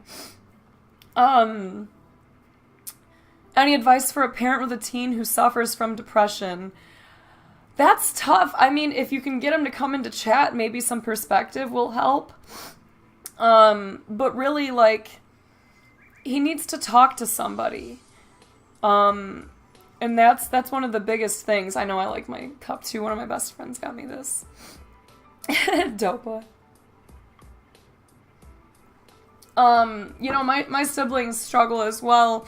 I don't know that there's a perfect answer for that. I know, you know, obviously reminding him that he's cared for and maybe trying to show him all the reasons why he has value could be helpful. Get him into some new things, try and get him into, like, martial arts is great. I never felt better than when I was training regularly, because that mind-body connection we talked about, exercise helps a fucking lot. Your diet, your exercise, drinking water, all of that is huge. Believing in a higher power might help. Yes, it does help. For a lot of people, religion is the rock that gets them through this. For me, I don't know what I feel anymore. I was raised in a church. I think I still identify as Christian, but I'm in this weird moment weird point, I guess, where I think, like, it's energy. There's something profound. There's something amazing that brought us here. And I believe that the energy that sustains these crazy things, you know, us, is more than just, like, you die and it's done. I think that energy goes somewhere. I don't know anything about it. I don't know where it goes. But I do believe that your energy continues on, and something about that is incredibly comforting to me, because there are days where I fucking swear I can feel it. Especially when my sister or my siblings are around, because it's like that energy of these people who I've lost, it's like amplified when we're together, you know what I mean?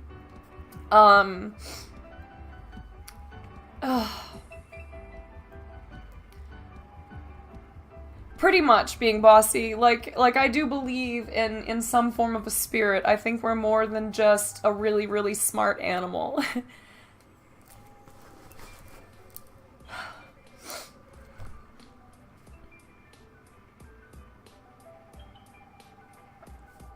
Absolutely, Pookie. Absolutely.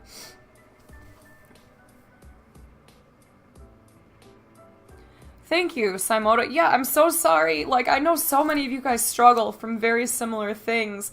And I think, like, if anything, one thing we can learn about this is that it helps to talk to people. And there are people who have come to these chats where they've said things they haven't told another person.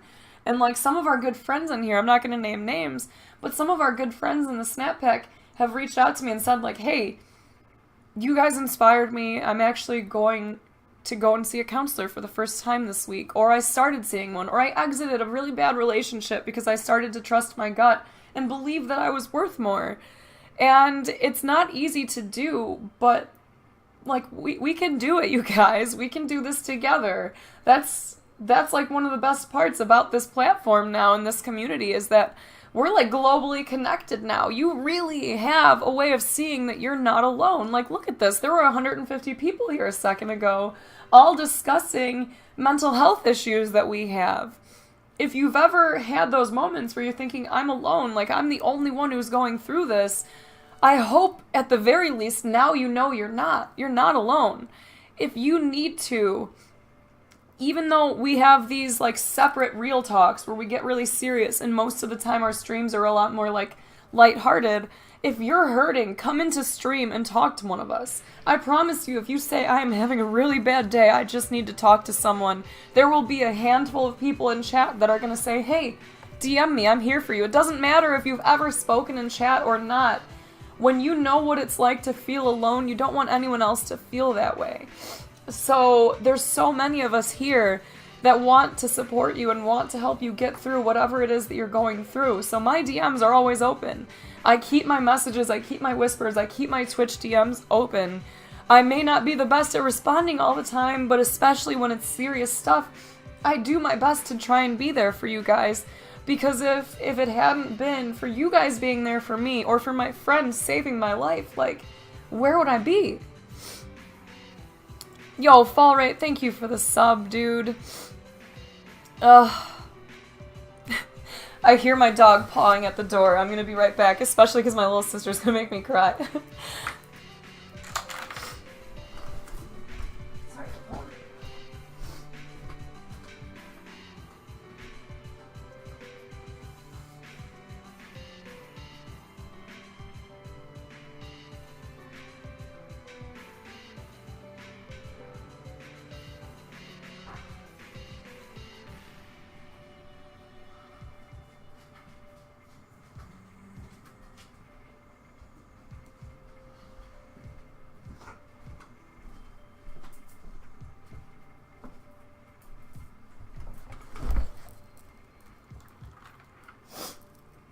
Okay.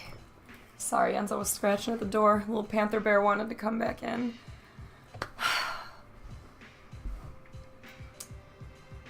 I know, we're all emotional. I warned you guys, like, that's why I try to do the little preface at the beginning of stream. Like, hey, if you don't want to get emotional with us, this is not the right stream for you. Some of these I manage to not cry through. Other ones I lose my shit right away, but, like, overall, I always consider this positive. Sitting here crying with you guys, I feel a lot better than worse, you know what I mean? Oh, really? Seriously? Is there anything you can do to eliminate that grief? Because, like, you definitely shouldn't be, in my opinion at least, trying to deter someone from doing something that makes them happy, even if it's something you don't really dig. I made myself cry, Lumpy.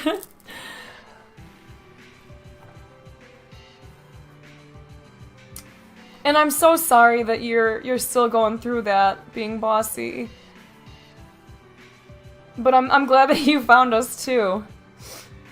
Well, like, when we first did this, it was so unintentional. It was just like, I was just gonna say it so that you guys knew that I wasn't happy all the time. That I actually do have to work really hard to put a smile on my face someday. Or some days. I wanted you to know that I'm with you, right? And then, like, they just became this thing where it's like so many people hit me up when we don't schedule these often enough.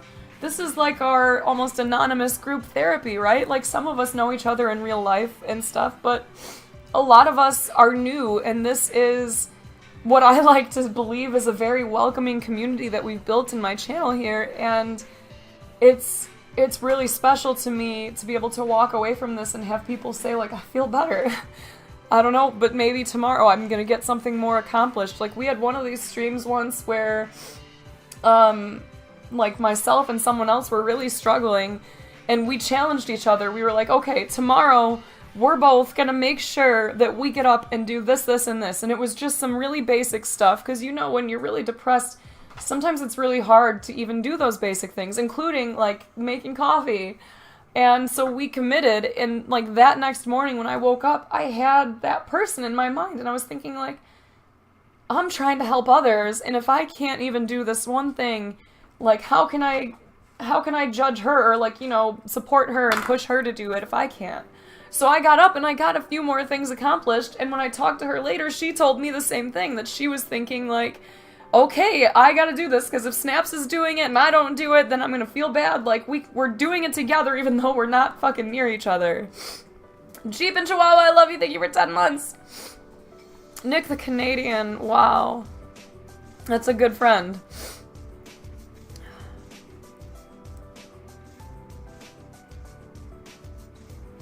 Are you still with his father, seriously?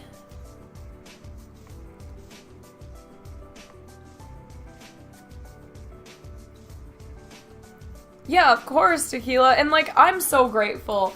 Especially now being, like, older and more removed from the situation. I'm so insanely grateful.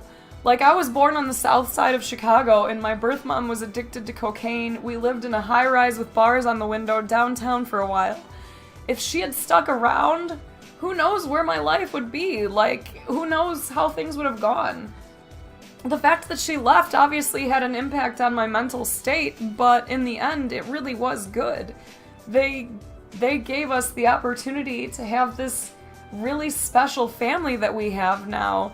And now, instead of just being the youngest of 10, I have 3 younger siblings, too. And that's actually, a lot of people have asked me what this tattoo is.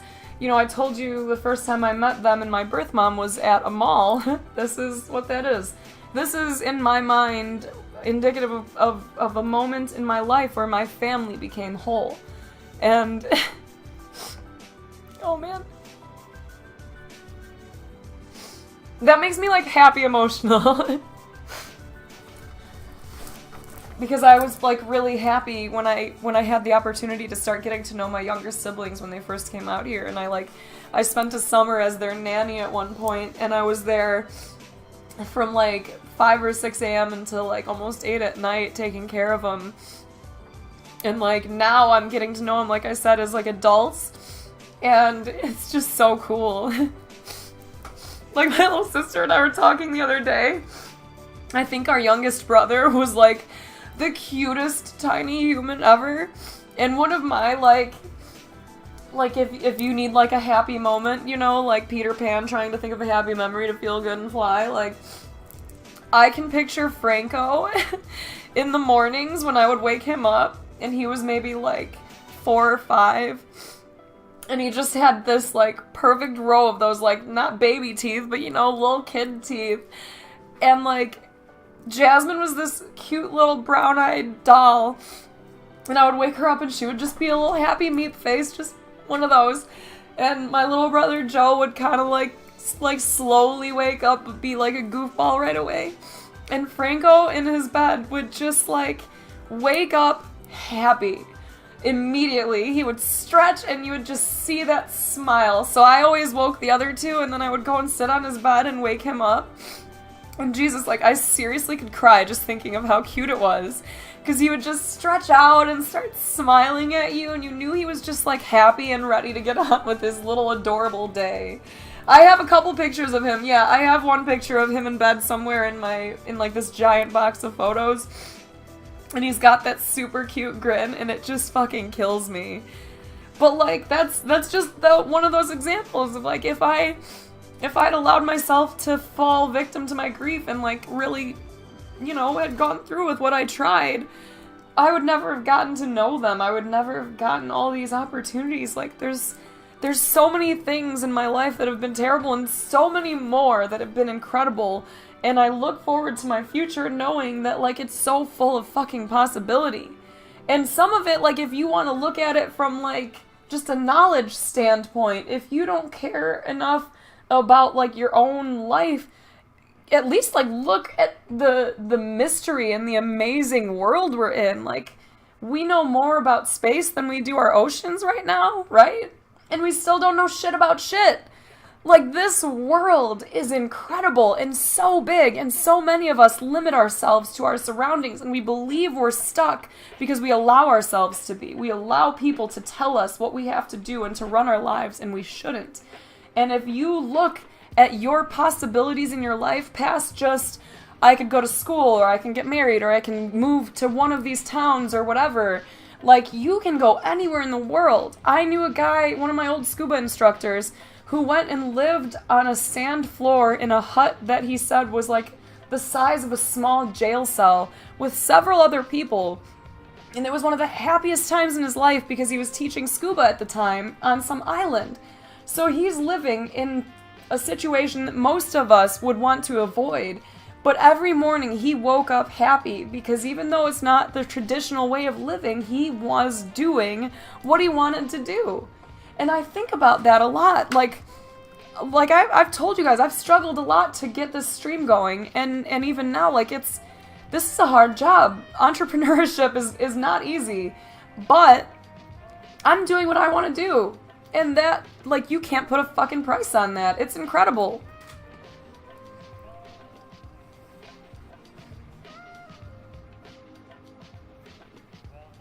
Yeah, seriously. I mean, like, you do the things that make you happy, but we gotta broaden our horizons a little bit too. See if you can get them into something else.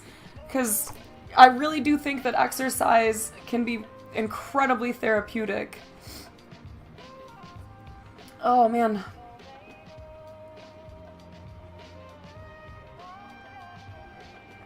I agree with what Siren said, though. Sometimes distance is the only thing that helps. Yep. Exactly, Jasmine. Happy is a state of mind, fall rate, and it's something that sometimes you have to work hard to get to.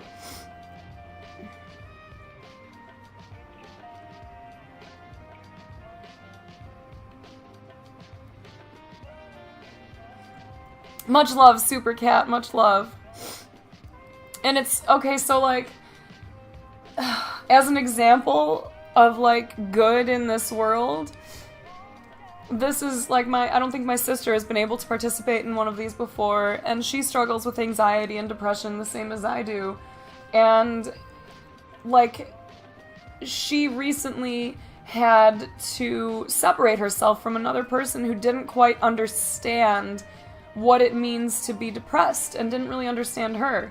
So when I was telling her, like, hey, I'm doing a mental health discussion stream, these can be really good for perspective. I was really happy to see her come in here because I know it helps me a lot to see what some of you guys have gone through and how you've pulled yourselves out of it.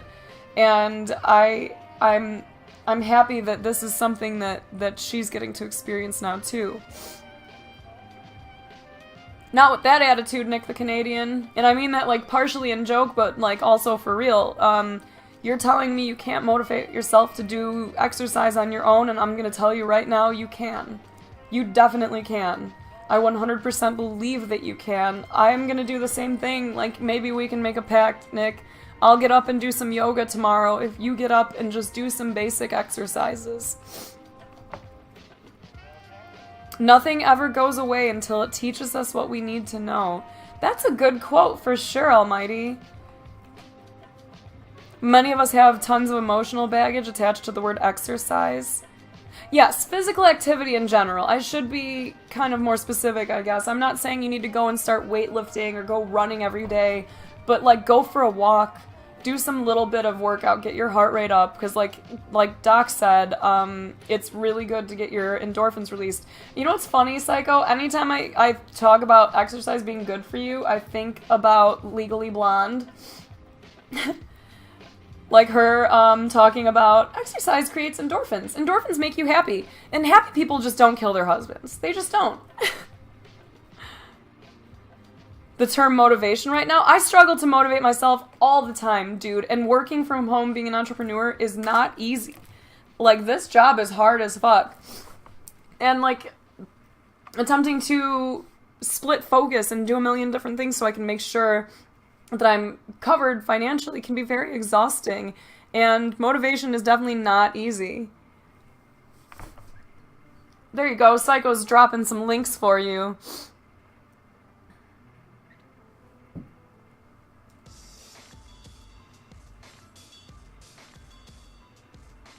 That's actually a good call, being bossy. That's an interesting way to look at it.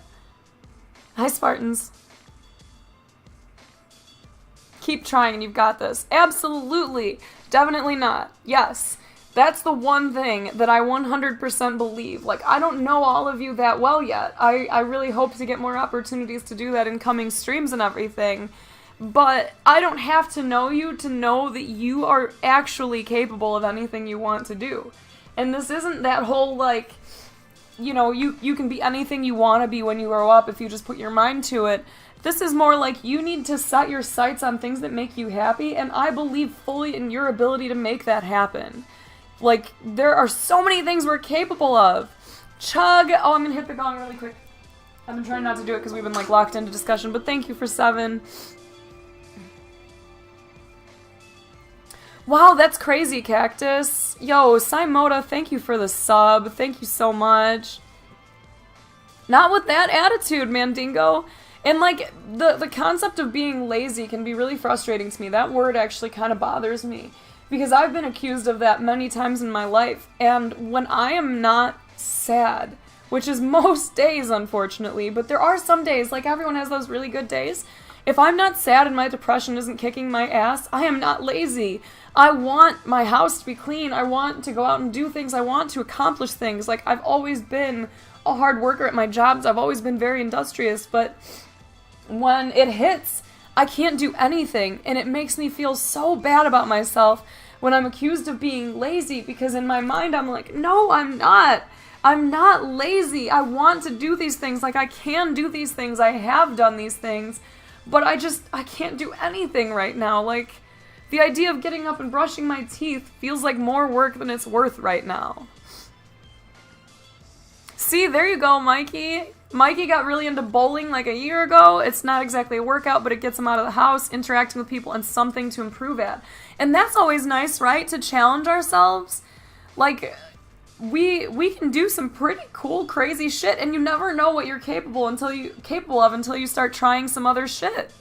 Like, I never did organized sports in high school, right? So I would never have considered myself athletic growing up at all. It wasn't until I was in my 20s and I tried jiu-jitsu, boxing, and kickboxing, like Muay Thai, that I actually started to see myself as athletic and realize that I was capable of things and find out that I actually have good reflexes. I had no fucking clue, man. I didn't do any of that shit. So when I started doing that and I would get comments from my instructors or from people who I was training against who would be like, wow, you're a lot faster than I was expecting. Or when I would beat people rolling, I would be like, damn, I didn't know I was fucking capable of that. And if you had asked me to try that years before, I would have looked at it and said, like, no way, I can't do it. No way. And now I look at everything like, I want to try it.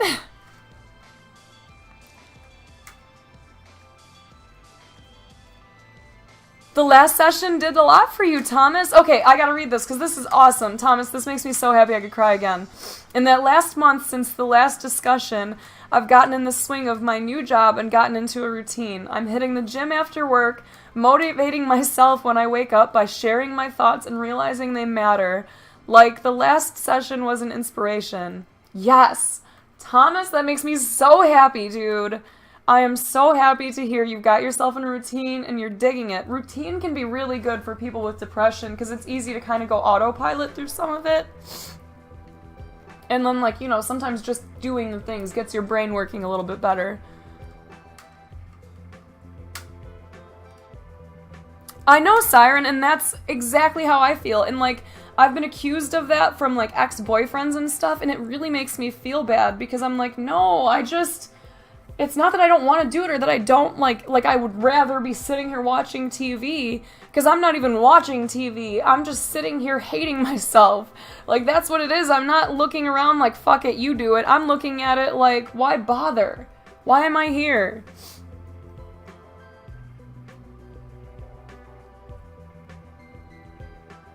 You banned the word lazy in your classroom? I love that, Almighty.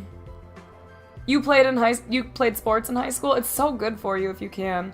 CrossFit, nice. I've heard so many success stories, seriously, of people like my age and older who got into CrossFit and are like, holy shit, I feel like a fucking teenager again. I'm so, like, I feel so strong, and that's a really nice feeling to have. Like, when I was training regularly, doing jiu-jitsu and Muay Thai and boxing, feeling strong was really one of my favorite parts about it, because, you know, if you've ever had anyone try and run your life for you, or if you've ever had anyone put their hands on you, getting that impression that you can handle yourself is, like, so valuable.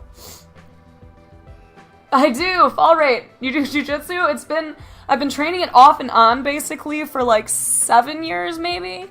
But in the first, like, year and a half, 2 years, I trained my ass off. Like, I gained my 3/4 stripes right away. I should have been getting ready to test for the blue belt. And then I got Kimura'd, my shoulder kind of got fucked up. And then I just, like, everything kind of went down in my life. Like, I was not in that good relationship, so the person I was with didn't support me doing the thing that I said made me really happy.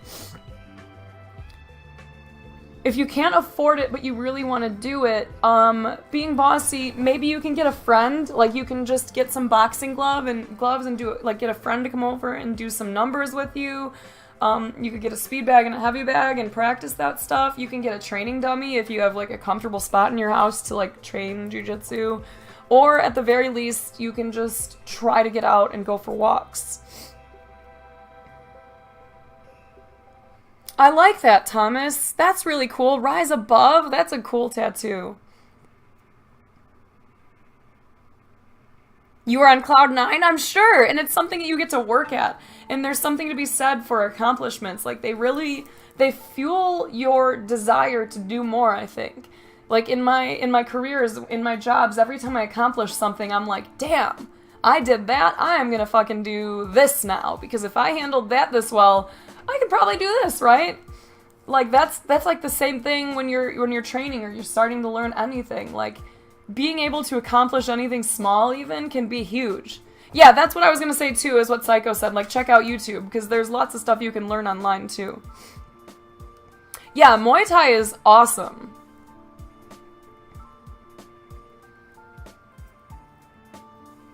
Good, you're going to college, Irish? Awesome. Stay true. I like that a lot, Jordan the Joker. Remember, it's hard, but it's worth it. Yes. Dedicate the time to helping yourself, improve your situation. We believe in you. 100%. Take care of yourself. And a lot of us, especially when you are in this state of mind, a lot of us who struggle with depression have a tendency to want to fix everyone else other than ourselves, because we know what it's like to be hurting and to feel bad, and we don't want other people to feel that way. So we have a tendency to go and seek out ways to help others instead of helping ourselves.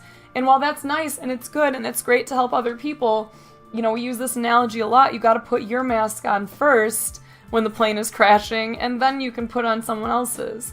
So in this experience, or in this instance, like, if you're not getting what you need out of life, if you're not, you know, breathing the air that you need, you don't have your mask on, you're not taking care of yourself, you're not going to be as capable of helping others. You have to take care of yourself. If your goal is to help others, help yourself, and then you can help them.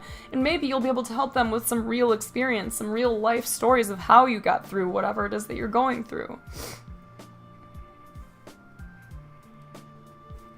A white star? That's cool. Awesome.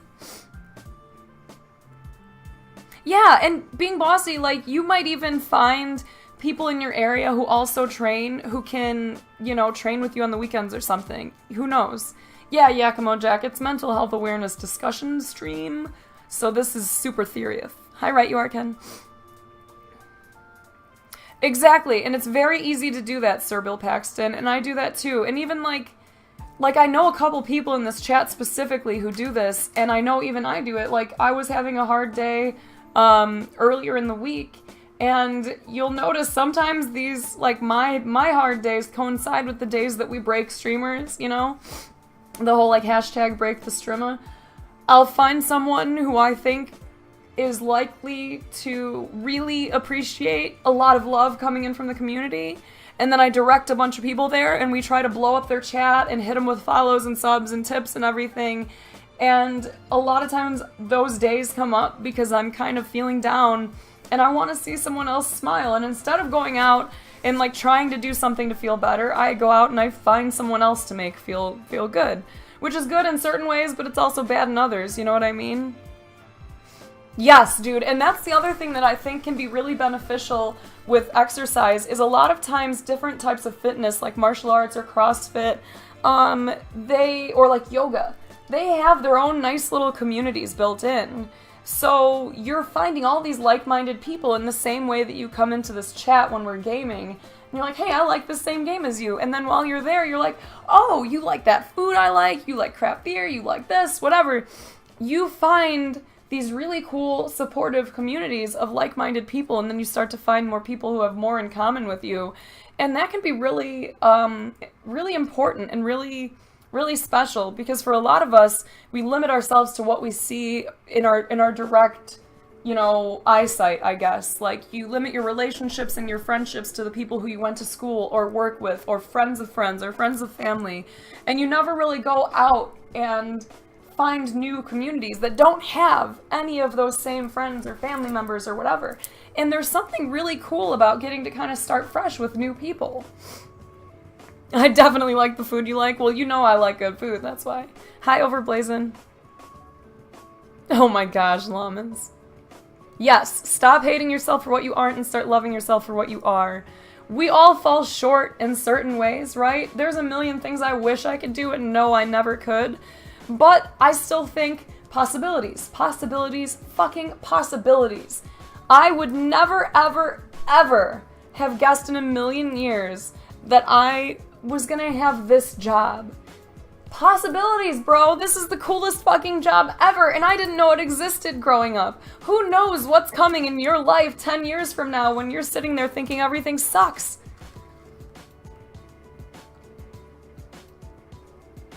Yes. See, Jasmine made a really good point. She said, just want to point out too, that exercise isn't always about losing weight or seeing numbers change. Obviously, if health is at stake, it's different, but it's more about dedicating your mind to something super positive, making you feel stronger, and losing yourself in a workout or a simple walk or run. It's kind of like meditation for a lot of people, and if you're not familiar with meditation, it is huge. I meditate all the time. It's not like, ew, duple. It's not like what people believe, or a lot of people at least grew up believing meditation is, which is that like comical, like you're sitting here like, It's not that. And if you have trouble sleeping, this is something that works for me for sure. Yes, seriously, there's no judgment in a lot of those types of exercise circles.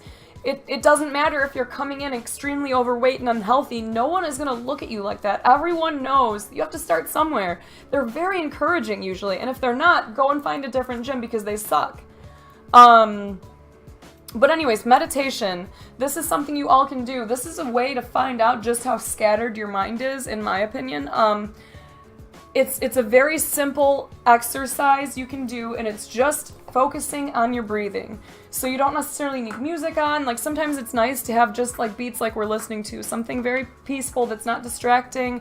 Light a candle if scents work really well for you. Like lavender saves my damn life.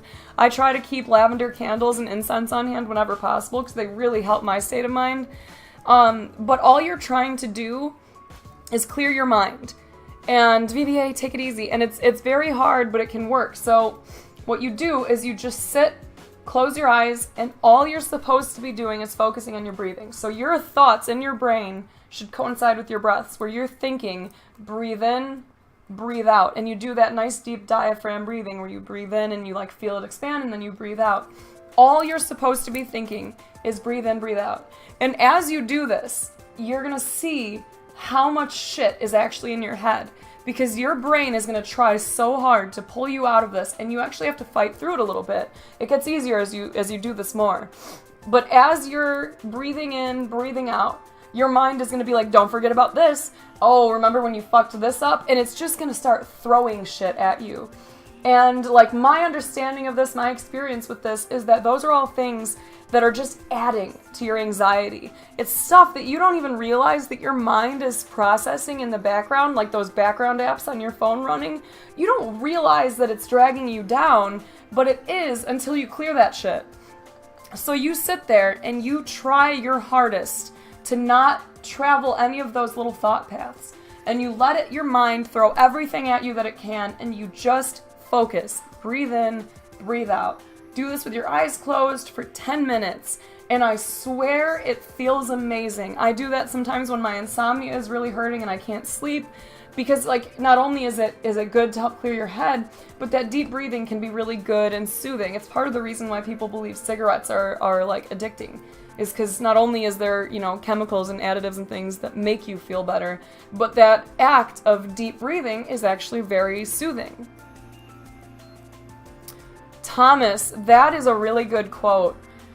Thomas said, I can't remember who said it, but there's a very, very accurate quote about depression. You cannot truly understand someone who is depressed until you can understand not being able to stand your own presence in an empty room. Damn. That's 100%, dude. Absolutely. Like, until you know what it's like to look in the mirror and want to look away really quick because you just hate what you see. And not necessarily because you're seeing yourself and thinking like I'm ugly or whatever, but you're just thinking like this person I hate. They're worthless. Like, I am worthless. It's so hard to understand it, and some people believe that it's all situational. Like, depression, oh yeah, I had that once when this happened, or when I got kicked off of a team, or whatever. And, like, I'm not going to say that those feelings weren't valid and real, but that's not what this is that, like, we experience.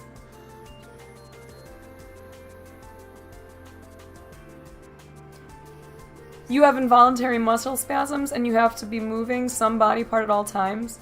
Can't focus on breathing when that happens. What if you had like a stress ball? Would that work, Chug? If you just had something that was like a mindless activity where you were just like in association with your breathing, you maybe like squeeze the stress ball and then breathe out or whatever. Duple, yes. It's really hard. The first few times you try, it's so hard to not follow those thought paths. But I really believe you can do it, because if I can do it, I think you can, man. Like, it's I don't know. You're a cool and strong person. I believe that you can get through this. You just really have to work through it.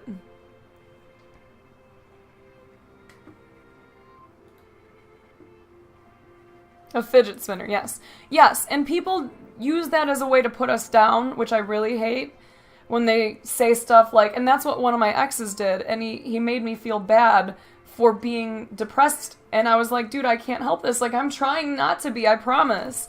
And I remember one time when I told him that I wanted to go and see somebody, I was like, I'm really struggling again, I'm really sad, and I don't want to be, like, I need to figure out what to do, I gotta go and talk to someone. And I told him I wanted to see a counselor, and he mocked me and kind of laughed at me and was like, what, this isn't enough for you? You're not happy? You know, this is just so stupid. And then he goes off on this tangent about how I should be thankful because there's people in all these different places that are struggling. There's people who have real problems, and my problems are not real problems. So he basically bullied me into not seeking help. So there are a lot of people who really believe that depression doesn't happen if you're rich or if you have lots of good things in your life, and that's not even the case. Look at like some of the sad instances in our world, like Robin Williams. You can have everything and still be sad. And it's terrible, and it makes you feel worse sometimes when you have everything and you're still sad.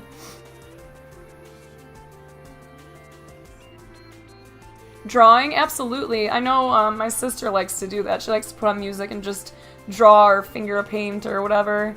Hi, Zwagma.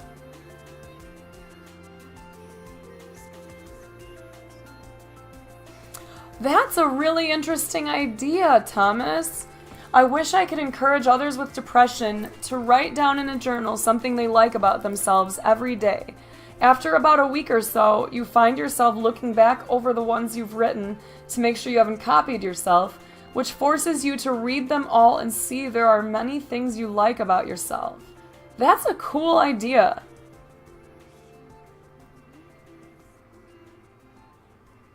Interesting, Chug. What about swimming?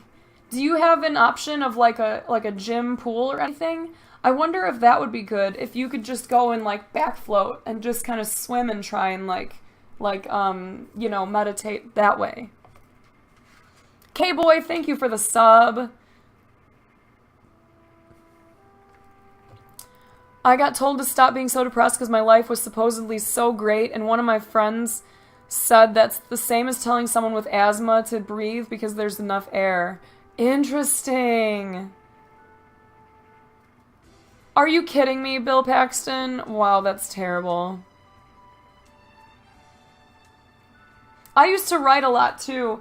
I'm still trying to get over some of the things that happened in previous relationships, and like that like most recent emotionally abusive one kind of scared me off of some things that I used to do all the time. I used to write all the time, just like anything that came into my mind I would write. And I used to have journals where I would write my thoughts and feelings on the day.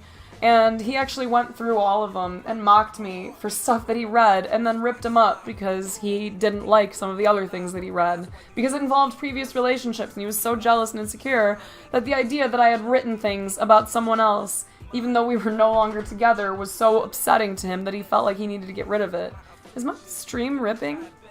I just dropped a bunch of frames out of nowhere.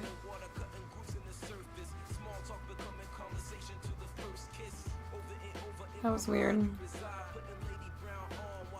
But like, because of that, there are still some times where I like sit down in front of a notebook and I'm just like, I don't know, I can't do it because I still feel like somehow that stuff is going to be seen by someone else and judged. And it's really weird because, like I said, like when I was really depressed growing up, that was one of the things that saved me. I used to write all the time. And some of it was sad and some of it was happy, but I wrote and it felt good. And I don't feel the same drive to do it anymore. I haven't, Unholy. Even small pools, Chug? Really? Did you have a bad experience? Yeah, I see I dropped him. It looks like it's stable again, but we'll see. I think Twitch has been fucking up. Well, thank you, K-Boy. You definitely didn't have to do it that way, but I really appreciate it.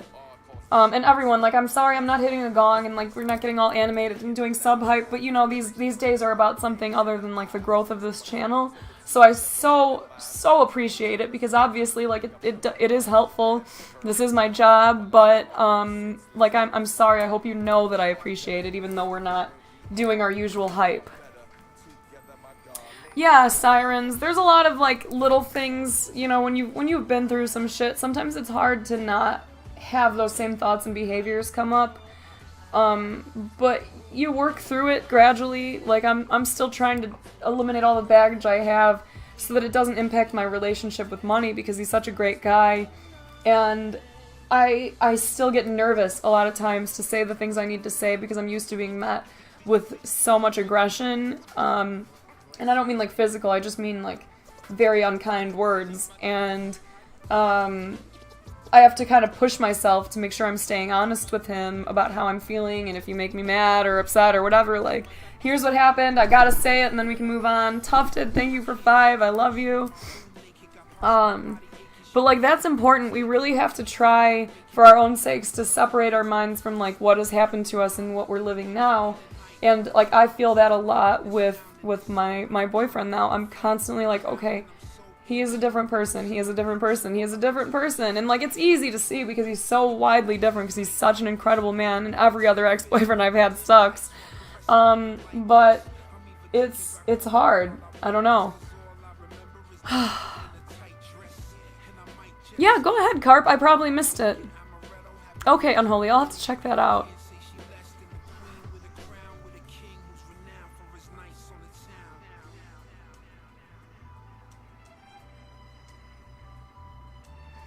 Okay, Zoizu, I don't want you using that word again in here for, like, various reasons, like the word retarded we try to stay away from, but, like, this is what I was saying with the whole, concept of the world being so full of possibility.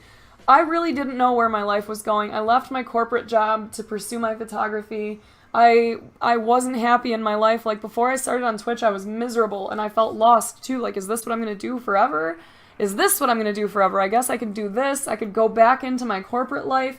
And then I fell into this. You never know where your life is going to take you if you open yourself up to more possibilities and you put yourself out there. Oh, yikes, Chug.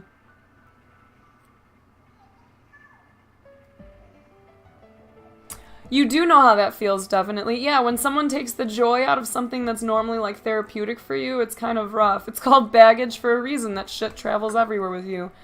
True, Lemons. True. It really fucking does. And, like one of my exes was so quick to get angry about the dumbest shit. Like, if we're sitting at a table having dinner, and I crossed my legs and kicked him, I would get the, like, sit back, and I'd get those eyes where it's like I could have said, like, fuck you, and I would have gotten the same face, but all I did is accidentally kick him under the table. So, like, I still over-apologize, I think, with money a lot of times, where I'm like, oh, I'm so sorry, I bumped into you while we were walking on the street, or, like, I kicked you under the table, or whatever, like, all these little accidental things will happen, and I still over-apologize for them because I'm used to feeling like I have to.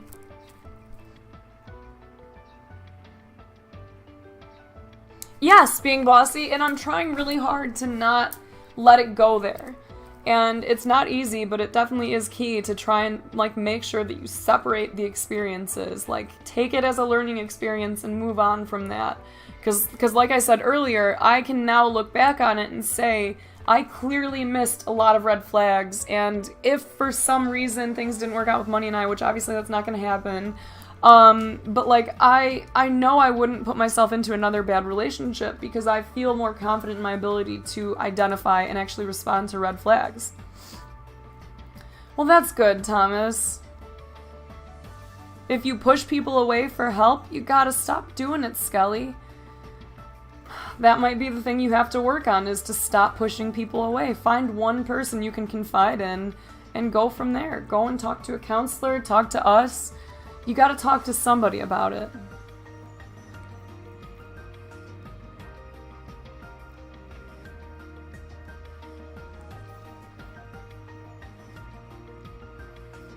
I see, Carp. Well, like I've told you before, I understand associating me with it. But all of the successes that you've had, Carp, with, like, all of the progress you've made, and I'm so fucking proud and happy, all of that has been you, man. It's been you getting your mind into the idea that you can do this. Hi, Rudy. Thank you for the host. Thank you very much.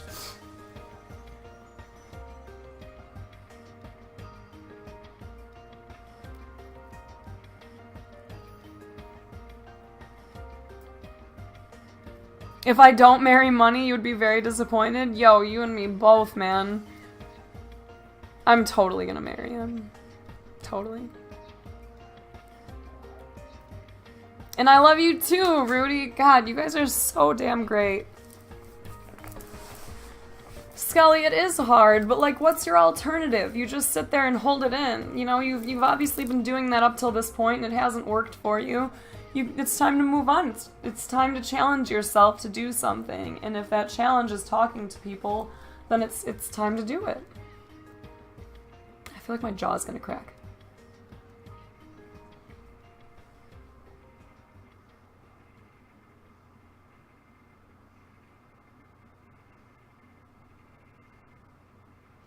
That's tough, Bill Paxton. I think we spoke about this a little bit before, because one of my best friends and her dad both deal with bipolar disorder, and that it's so awful to not feel like you're in control of your mind. God, I wish that I could give you some better feedback on that one. Like, you know, I know the depressive end of it, but I don't know that the manic side, so to speak, where things are just so animated. I really don't know what exactly could help that other than, like, trying as many things as you can, trying to talk to people, trying to see other people who experience the same stuff. Awesome. He really is just the fucking best. It's TMJ, Chug. It's termomandibular. Psycho has it too. It's really annoying. I think it's something to do with, like, the muscles in your jaw, because mine pops and it hurts really bad. Who is marrying? Did anyone say party? I just want to let you know I'm down for it. No one's marrying anyone yet. I'm just telling you, like, I'm gonna marry Money. I love him so much. Psycho, I'm glad that you never seriously contemplated, but I know you've struggled too, and I know you and I had similar issues with, like, our self-image because of gaining and losing weight. But I always did the same thing, and that always transitioned into they wouldn't care. And I hope you don't get to that point where you ever think that, like, you disappearing would be in any way a positive for anyone.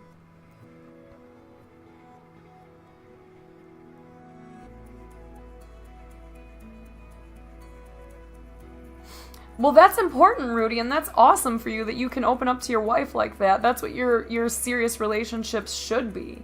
You should have someone in your life that is open and wants to help you through it and understands you. Because that's, I think, one of the biggest things that I see in bad relationships is that people feel they're not understood, and the weight of not feeling understood is so severe, man. It makes you feel alone. It really does. Well, I mean, right now you guys are kind of opening up by telling us you can't open up. So why don't you each just challenge yourselves to say one thing that you're struggling with right now? Skelly and Zwegma, maybe there's someone else here who's experienced something similar and we can try to help each other through it. Dibs on being flower girl at the wedding. Oh my gosh. Thanks, Spartans. No, but that's like the point of these, Carp. You're like, and that's like what I told my sister when I told her that she should join us, is it can be really hard to hear these stories and to know that we've all gone through so much shit, but at the same time it's very uplifting because we're all still here talking about these stories. We're all telling each other we can do this. We're realizing that we have a bigger support system than you know. Oh, it's so annoying being bossy. I never got to, like, I went to the dentist, he was like, yeah, it's TMJ, and then he was like, well, that's it for today. You were only in here for this. You have to make a separate appointment to come in and discuss the TMJ. And I was like, okay, cool.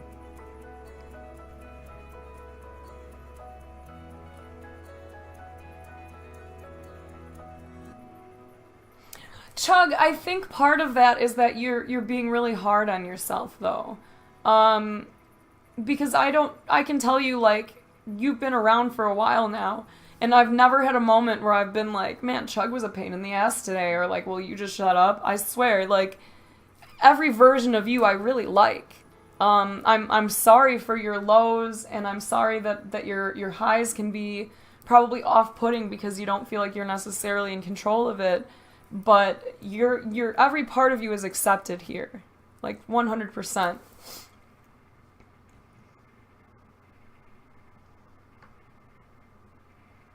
Yeah, Jordan, and I started noticing that too. Like, that's part of what happened when I started eliminating some of these toxic relationships from my life, is I was realizing that some of the people who I was being the most honest with and talking to the most were people from this fucking community. Like, I was talking to Ming on almost a daily basis at one point. Like, there's a lot of people in here who I consider closer than some of my close friends now.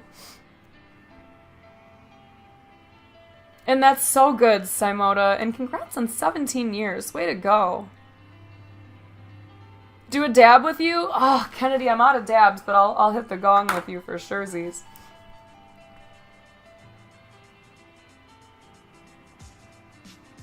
And that's good, awesome. Like, I told you guys that my social anxiety is still bad. My ADD is a pain in the ass, especially with being an entrepreneur. That's a real challenge.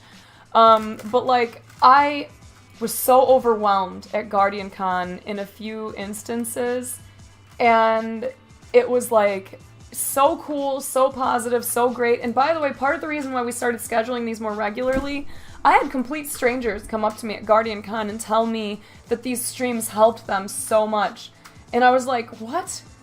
And they're like, yeah, I've never said anything in your chat, I just lurk, but I just had to let you know, like, I look so forward to those. When is the next one? And I was like, holy shit.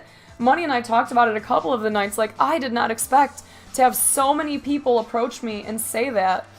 You call dibs on that, Jasmine? Come on, you know you're gonna be my Como. You don't have a choice. No, no, no, no.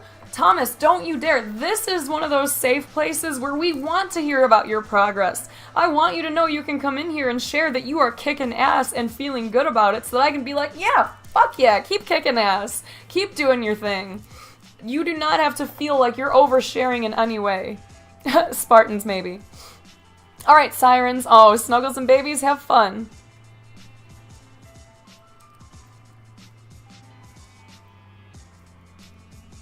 just let it go in a different way through expression art, music, or even charity work, right? And motivation, I agree, Martini, like that is really challenging, and it really requires some like mental push from your part to be like, okay, fuck it, I'm just gonna go do this. I will do something different. And it's like that motivation is really like a ball on a hill. Once you get it rolling, it makes it a lot easier to keep it going. Oh, of course, Zero. Of course, Carp, you don't have to ask me. Share your story. Hi, Dark Anshin. Uh-oh. I said it out loud. I was worried the puppy was going to get up right away. Okay, DJ Minty Fresh, I'll take it out. I'll take it out. I'll check it out. Yikes, Upright Lion. Wow, I'm so sorry to hear that. I mean, I really hope that talking here can help.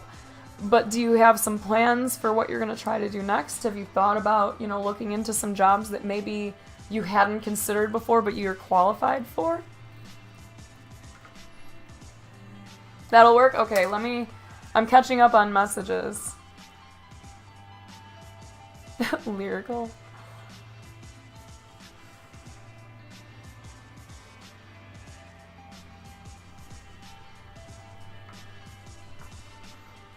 Chug, I think the same thing, honestly, and especially, like, we talked about this when, I'm gonna hit this really quick before I forget. Slothy, hi!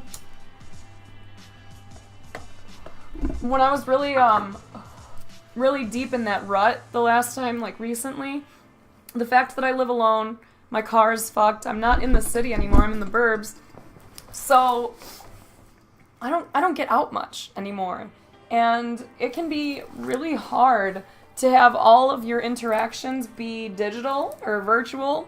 Like, I get off of my stream and I go and I FaceTime with Money, and I don't really get to go out much. I try to hang out with my friends sometimes, and it's not easy unless you schedule it way in advance, because most of them have kids and families and jobs that are way different than mine. So I'm in that same mentality now where I'm like, things are going to be so much better when Money lives here and we can go out and do things together, or when I just have someone to be near. Because there have been times where I go a month without, like, seeing another person face to face. And there's something to be said for, like, physical touch, and not in, like, a sexual sense, but just someone giving you a hug, a fucking handshake, a high five. When you don't do that for a long time, it's strange the way that it impacts you. Hyperion, you were one of those people at GuardianCon? Yeet. When will the next stream be? I will let you know when we'll do the next one of these.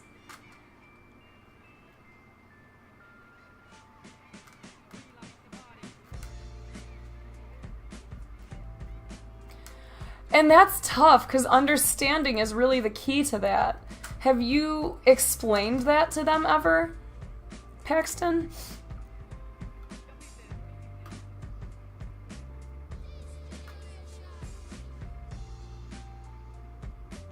God, Carp. Really, Spartans? Oh.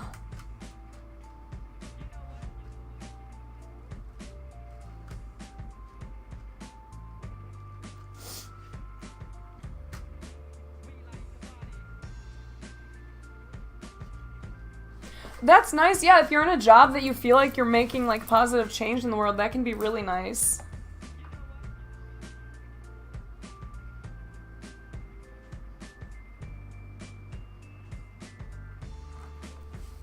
You can do it, Chug. I totally believe in you, man.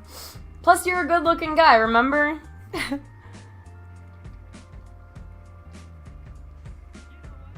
Swagger in your step. Hey, get it, Acid. I like that. No, but that's nice, Thomas. You're finding positive, and it's going well for you. Lansing, we talked about you earlier with ATLT. 6 months ago, Dark? That's a long time. You need another hug, man. You gotta hug someone.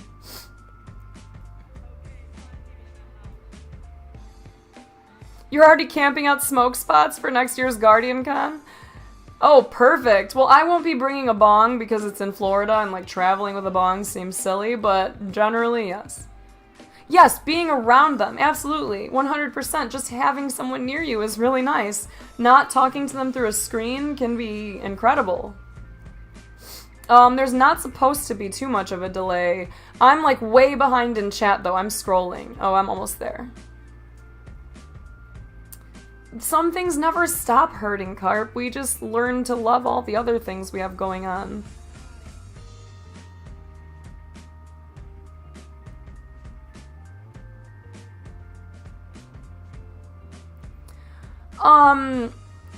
Bill Paxton, that's tough. Have you tried, like, writing it down and explaining it to them? This is something I advocate for a lot of people. If you're feeling like you're not understood, sometimes it's because the conversation is too hard to get out everything you need to say. So sometimes sitting down and saying, like, on paper, like, hey, this is what it feels like to be in a manic state. This is what it does. And when you say things like this, it makes me feel this way. Like, I just want you to understand, I'm not being obnoxious deliberately, like, I really can't control it, I'm trying, whatever. Right, definitely?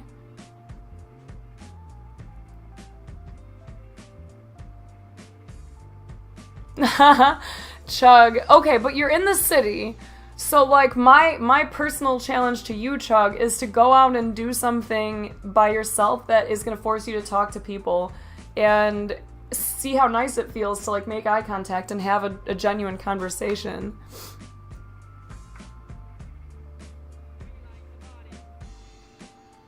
Of course, yeah, like, sometimes the chat is a little harder for me to keep up with and I have to scroll to try and not miss things, and I'm very sorry if I did miss anybody's info in here, but, you know, I do my best, and you should not feel ashamed to say anything in here. If I miss it, someone else will likely see it and talk to you about it.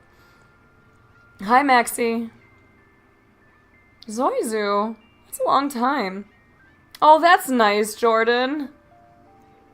No, it's not weird. I don't like to be touched by a lot of people in, like, certain ways, like strangers that are, like, overly familiar and, like, grab your shoulders a lot and stuff.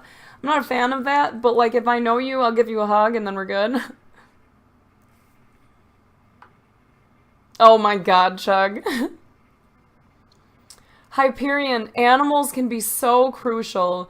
I, like, being alone in this house, if I didn't have my dogs and my cat, I would be going so crazy. Yes, Spartans, I actually retweeted that. That made me cry the other morning.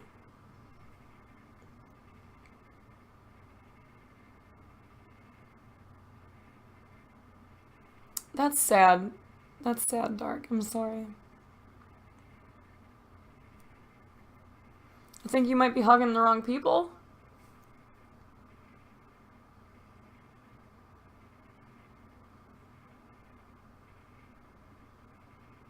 That's smart. Phone notes? Yeah, just writing it anywhere can be really helpful. Oh, wow. Oh, I needed that. Final Flash, it depends. If your goal is to, like, trash talk someone, that's very different from what we're doing here.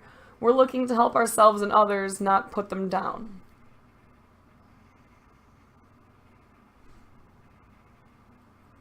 You must have to hug a lot of people at conventions? Oh, no, no, no. I get to hug a lot of people at conventions. The only time I will turn down a hug is if I don't know you. Like, I tell people whenever they're at, like, GuardianCon or TwitchCon or, like, PAX, I swear to you, I will be happy to see you, but you gotta tell me your name. People look so different than they do in their, like, profile pictures on Twitch, Twitter, whatever. You know, it can really, really fuck with my brain, and I am naturally, like, not cool with being touched by strangers. So if you come at me like this, like, ready for a hug, and I don't know who you are yet, I am gonna do one of these until you say your name. And I mean, like, your Twitch name. Don't give me your real name bullshit.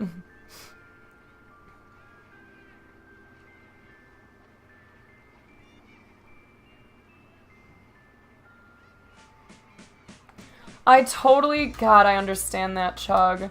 What about, like, just going to the park or something? You know what I mean?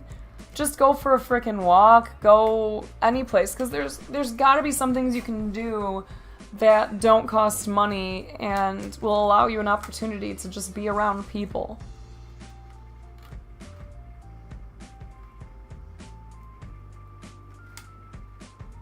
The county doesn't allow bonfires? Well, it's usually fucking hot anyways, Lumpy. Thank you. Yo, Vet, I wish that I had more to offer for folks dealing with PTSD, because we do have a lot of them in here. There's a lot of veterans, and there's a lot of people who struggle with that. And I really don't know what to say for that other than I'm sorry. Like, the only thing I have to compare it to is just, you know, the daily stuff of, like, my behaviors being changed based on things I've gone through in the past. But I don't deal with flashes and the, like, real impact of it the way that you do. So I'm sorry you have to experience that.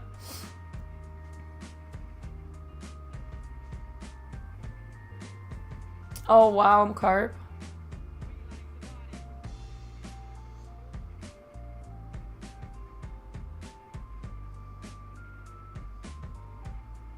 Oh, really, K-Boy? Yeah, always ask permission, totally. Oh yeah, Carp, I spotted you. You're a mother trucking sloth? I'll pop you out. I'll see you. So if you pop out of the bushes in the middle of the night and shout, "Suck on my balls," will you still hug me back? Yeah, I'll be like, "Hey, Chug, what up? Suck on my balls!"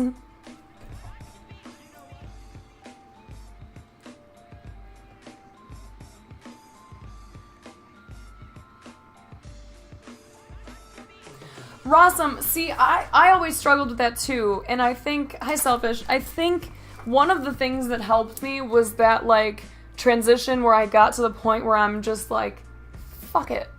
Who fucking cares? Approaching people when you don't give a shit makes it a little easier, and it made my presenting easier because I used to have to do that in my corporate job. And I remember one day looking at it and being like, really? Who fucking cares? Who cares what these strangers think about me? Like, does that change who I actually am? It doesn't.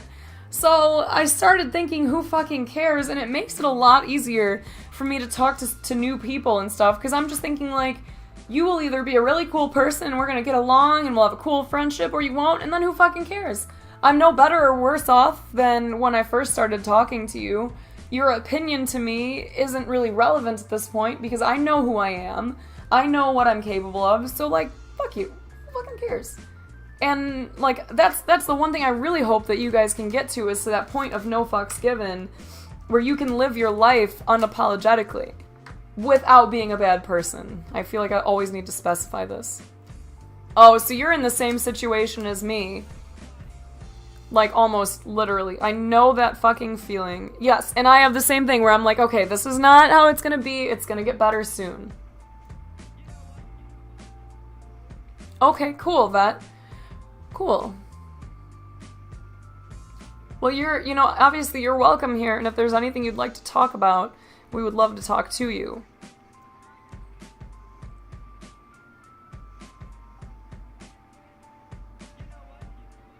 God, I wish, like we've talked about my goals for growth of this channel, and when I saw Ammunition's post about how she was able to fund all of her mods going to TwitchCon, I was just like, man, I really hope that someday I can do that I can get to the point where I can really take care of you guys and, like, help out and give back to, like, this community specifically, to, like, the backbones of this community. Really, Thomas? I can get that. I mean, people also make the mistake of putting broadcasters up on a pedestal instead of remembering that we're just jackasses, like, just like the rest of you guys. Like, there's nothing that special about us. I mean, we obviously know there's nothing special about me because I'm so bland. But really, like, we just happen to be good at a job. And that's all it is. You know, you wouldn't be, like, falling all over yourself if you saw some strange, like, CEO walking past you, right? Like, and they're just good at their jobs. Like, that's all it is.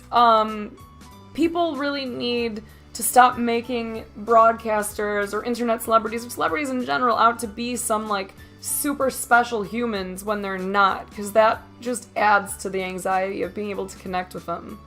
Everyone's the same, man. We're all good at some things and terrible at others. I know, I'm trying to get my prints figured out again.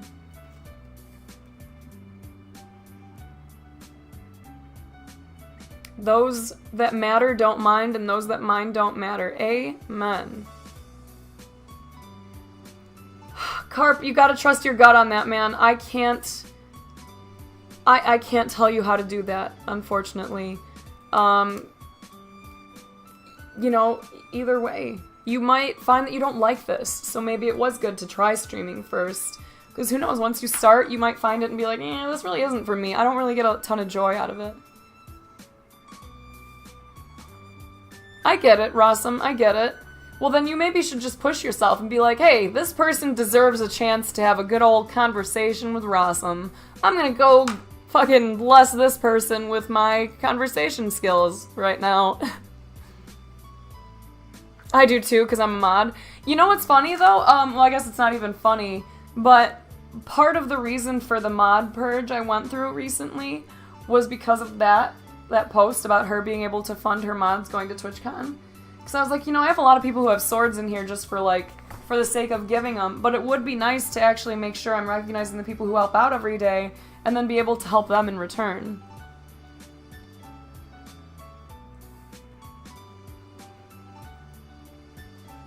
I love potatoes, oh my gosh. For real, definitely. Like, it sounds cheesy, but 100%.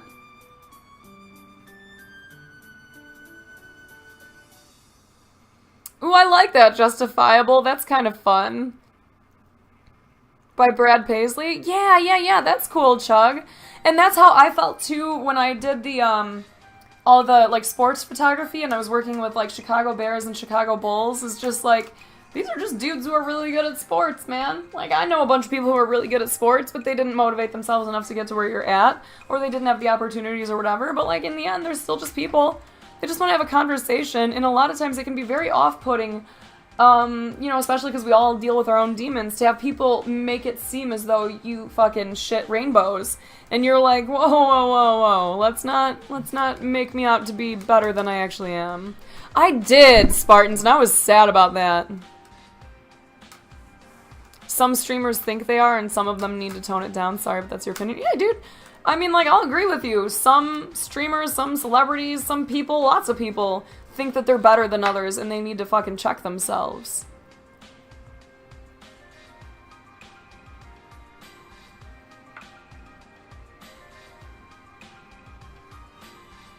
Well, that's cool, Thomas. Go you, dude. Alright, Kennedy, take it easy. That no one has banned you, fully, just partial bans. Call you Devin? Oh, that's easier. Got it, Dev. Oh, I can't say that. That sounds too close to Def. Def will get confused. Devin. Yeah, Holtzman kills it, man. Slothy, you fucking better not. Spazzy! I love you, Spazzy!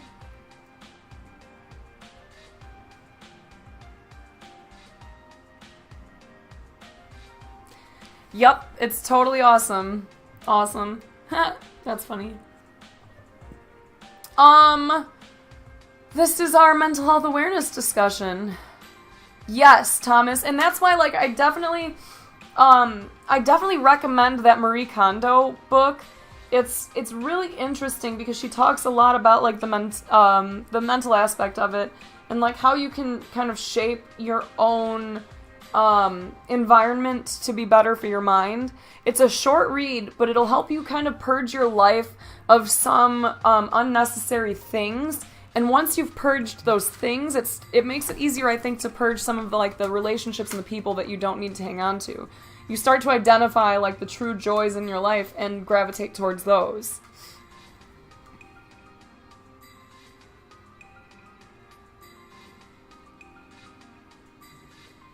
Today's topic is how beautiful Lansing is. Yep, he's so beautiful. No, realistically and unfortunately, I will be shutting down relatively soon. Like I told you guys today, I've got a party to go to at one of my friends' houses, and I'm just to be perfectly honest, I'm feeling super anxious about it. Hi, Ginger. Oh, really, Russell? Sure, Thomas, that's what we're doing here.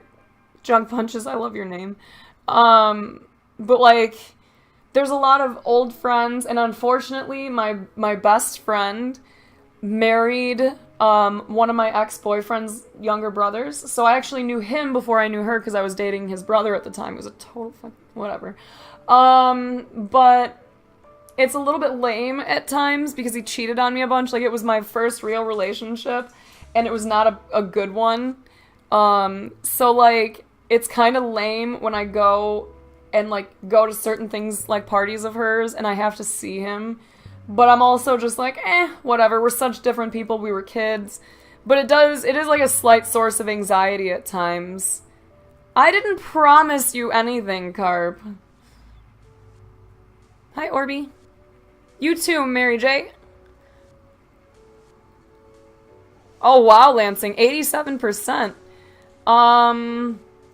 But yeah, like, I like, a lot of the people there are kind of like acquaintances. Some of them are good friends. Some of them are former friends. And then one of them is like my ex. So I get really anxious going to things like this too. And like, I just went to my, like, my friend's husband, you know, one of my friends, his 30th birthday party. And it was like the same crowd of people. And we were all in this little room because it was a surprise party. And I was just like, I need to get out of here. I feel like everyone is looking at me. And not because I think I'm anything special, but because, you know, that's what your mind tells you when you have fucking panic disorder and you're all scared of, and you have social anxiety. It's like, everyone here hates you. They don't want you here. They're all like low-key just side-eyeing you right now, like just thinking, get the fuck out. You know what I mean? Yeah, it's not really as much like him specifically. He's just one of like a bunch. You know what I mean? It's just like, there's some people I've had beef with in the past that will be there. And then there's some people who, like, we're friends, and it's, like, I don't know. It's hard to explain. Because even when I go into a room that's all friends that I actually am close with and we're all good, sometimes I still have that same feeling like I shouldn't be here.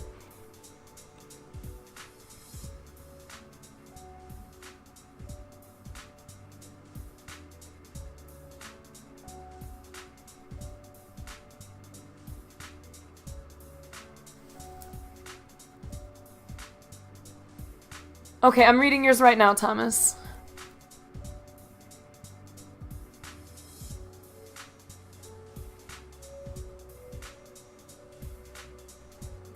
Why is she still in your life? Okay, so your message got cut off. You said, I let the situation slip to one of my friends. My friend...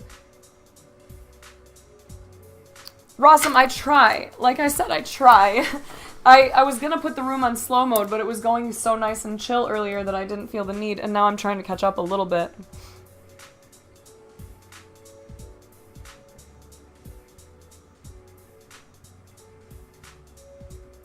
Oh, there it is.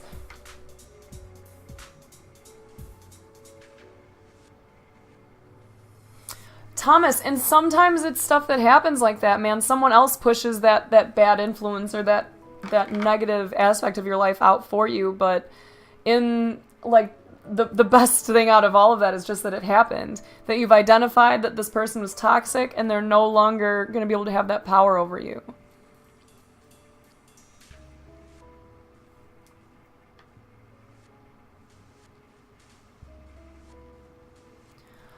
Oh, that's terrible, Lyrical. I was even going to ask you the other day, because I didn't know your mom had a boyfriend. I think it was the other day was the first time you mentioned it. And I was going to ask if you had a good relationship with him or not. Hi, Josh. Really, Spartans? I'll check that out. I will check that out. And like, once again, guys... This can't go on forever, unfortunately. Today I do have someplace to go. But I really hope that you all know I genuinely mean it. If you need to talk to someone, you can talk to me. You can talk to us. You can come into chat and not feel like a burden, not feel like you're bringing down the mood, because I've had plenty of people who come in and say stuff like that when they come in on a bad day and everyone's like joking around and having fun. And then you come in and you're like, I'm having a hard time, you don't want to say it. Don't ever be afraid to feel your feelings here. We all know what it's like, and we don't mind. We can still stay upbeat on our own also and help you.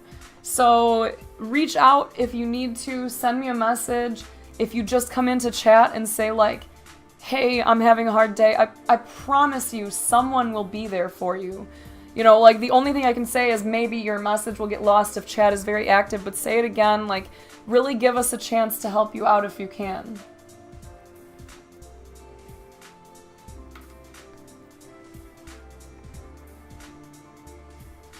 Exactly, Thomas. It doesn't matter how long they've been a part of your life, what they've done for your life. If they're making you feel bad, if they're not helping you with your progress, if they're setting you back, drop them. No fucks given. Your life is yours.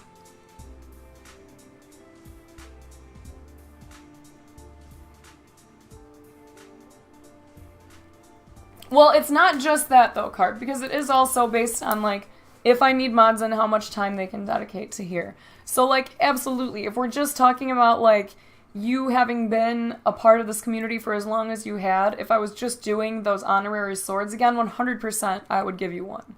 But now it's kind of transitioning into something a little bit different, and the swords are likely going to be going to the people who are actively modding all the time, and it's not just timing people out, it's the modding that, like, Nighty and Common were kind of like the examples of.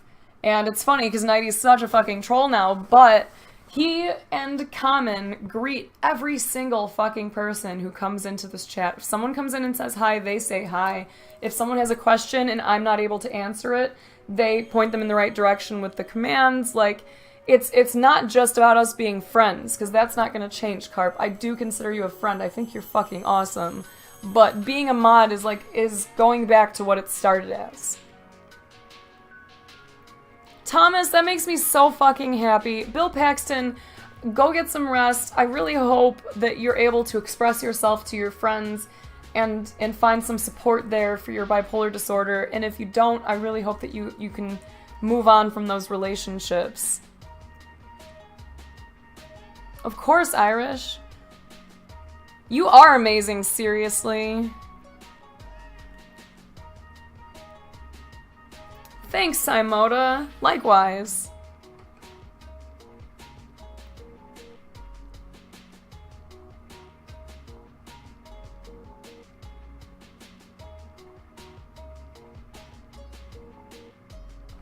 Snaps and Snap Pack are best people I know.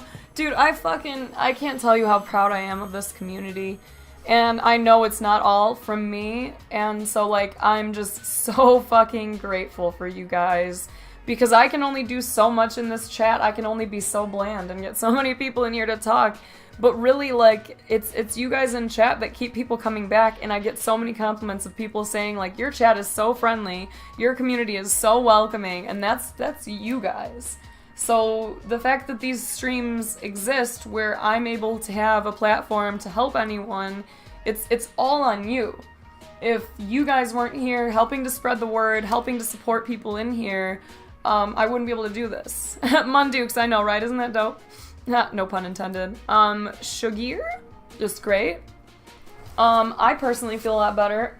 Do you ever have one of those days where you, cry, and then know that, like, you could have your leg, like, cut off later and you wouldn't cry, like, you've just got it all out?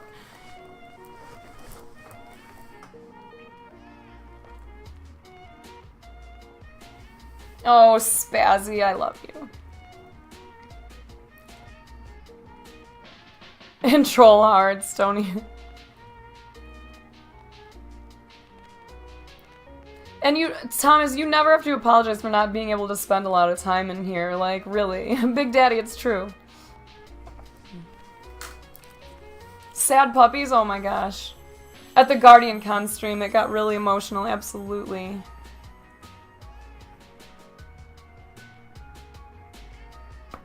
Oh. I keep getting these little neck cracks that are making better. I'm gonna hit the gong again real quick.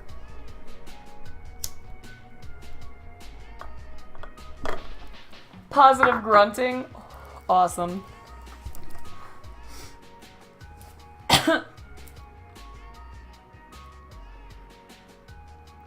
Okay. So, I've only got maybe 10 more minutes that I was gonna stay on. At least monthly, Saint, and if enough people want this to be a more regular thing, then I can bump it to twice a month.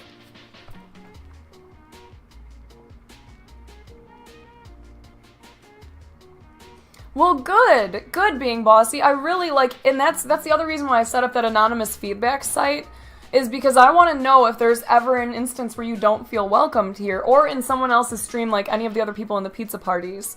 But I'm glad that you feel welcome here. Thomas. Well, I'm happy your bills are all caught off. Why don't you cut up? Go treat yourself, man.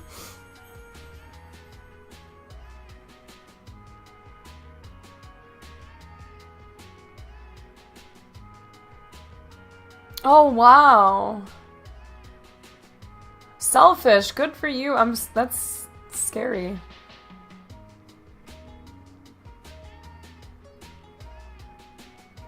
That's nice, Carp. Lots of unique people, Serge. No, Solid Gold. Oh, I hope it works out for you, Lansing. I know that's been stressing you out.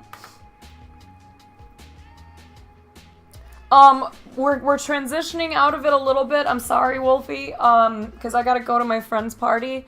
So I figured we could switch over and just everyone can finish up with their ATLT for today. And then we can bring all of the love in this chat onto another streamer. Jasmine, I wish you could go with. And I wish that you were free tomorrow when I'm hanging out with Andy.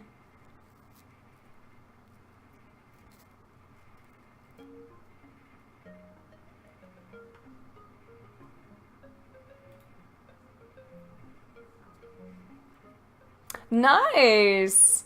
A nice ergonomic chair that you can spend hours in. I wonder where you could find something like that. Something that's really comfortable and really easy to sit in for hours at a time. If only there was a discount code that you could use to get a really nice, comfortable chair that someone sits in all day, every day. Hi, Rabid! Fuck work, I'ma still go, though. What? Are you gonna come over tomorrow? I think so too, J-Giant. I think a lot of us go to gaming as, like, a way to, like, find some kind of therapy, you know? Not enough butt padding. Really? You should check all the models, because they're so fucking comfy. Product placement. Sorry. Okay, anyways, dudes. Let's do ATLTs, okay? Appreciate the little things. We're gonna end this stream. Everyone, I'd like you to tell me one thing. I don't care how small it is. It can be that you just ate something that was delicious. Just tell me one thing that you have that you're grateful for today or that made you smile today. Congratulations, Rabbit. That's exciting. Oh, got it, Jasmine. Whole box of fruit snacks to yourself? Dude, are they really good fruit snacks? You like trains? I like trains. Your dog Gus? Aw, your daughters? A laptop that allows you to enjoy a community like this. Nice, Dark. Good, Salad Bar. The Welch's one? Yes! Those are the best. Actually, Annie's fruit snacks, but those are good, though. It has cats? My plug just bought me a big bag of happiness. When did it start being plugged? I missed that transition. Oh, little sister, I know. It's cool because you don't get to hang out here much. And it's like, you know, this is like my community, and it's cool seeing your name popping up a bunch. And he said yummy really loud. Aw, Spazzy, that's cute.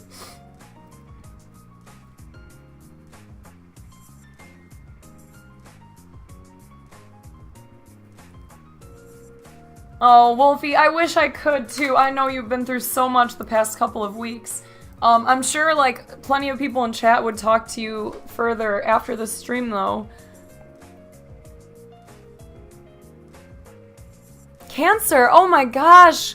Wow, I'm so happy that you survived cancer for 7 years.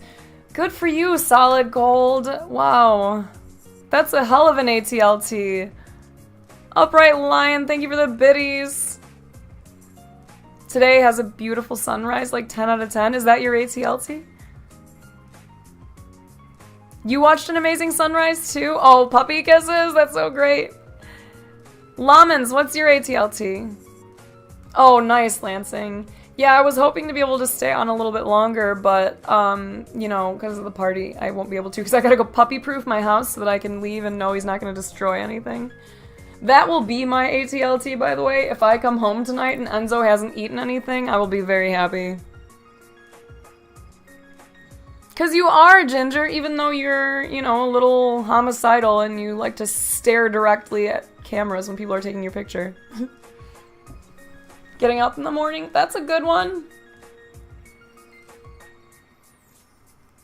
Oh, absolutely. That energy is still there, being bossy. Honestly, Rossum, I'm really glad that you said that, because I think I even told you that once already. You and, like, Zwegma, I think, like, you guys popped in recently, but you just, like, click in this chat, you have the exact amount of sass needed, so it feels like you've been here, like, the whole time. Right, Chug? Oh my god, whatever, Zero. How long, though? Like, it wasn't for me. Upright Lion, thank you for the sub. Like, the first time I heard the term plug was last year, I think, when my siblings were saying it, and I was like, what? Oh. Everyone always just said dealer, or connection, or your hookup, or your dude, I don't know. Coffee, nice. That's exciting, playing one-handed. Do you have any thoughts on what you think you're going to be having? Oh, that's cool, Big Daddy. That should be fun. I bet he's going to be excited, right? Dude, I didn't know. No, because, like, I've been smoking weed forever, but I didn't know that people called them plugs now. I just always had friends that, like, hooked it up, so it wasn't, you know. Yes, of course it's okay, Thomas. And, like, to clarify on that, Thomas said, is it okay if I send you a picture of the new entertainment center and how sleek the setup looks? If you have something that you're happy about or you're excited about and you want to share it with someone, fuck yes, tweet it at me. I love seeing the things that make you guys happy. Hi, Ewan. Welcome back. Guessing you're here on purpose again. Ooh, nice. It's nice here too, Irish. It's like fall weather.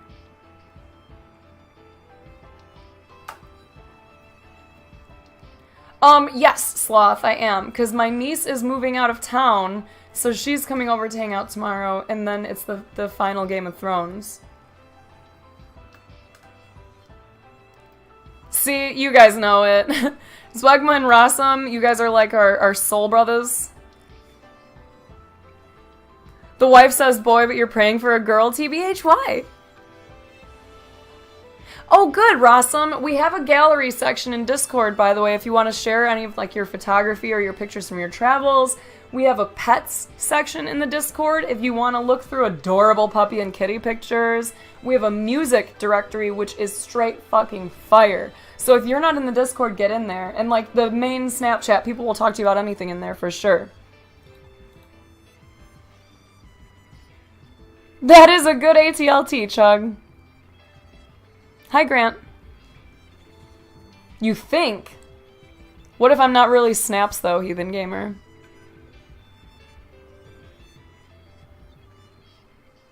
I just lost my shit laughing at it. Oh my gosh. Moscow Mule smoothies? Oh, cool, Jordan the Joker. I'd love to see it. Put that, we have, I think that would be gallery. I was gonna say, I think we have an ink one. Gallery. Yeah, you should put your art in there. I would love to see it.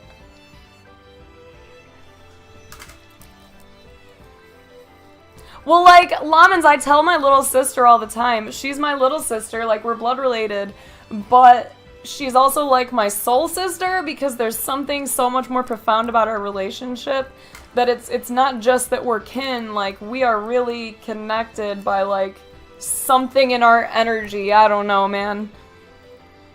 My ATLT now, I think we honestly broke the record for reported ATLTs. For real, we should almost clip this. You assume. Interesting, Heathen Gamer. Interesting.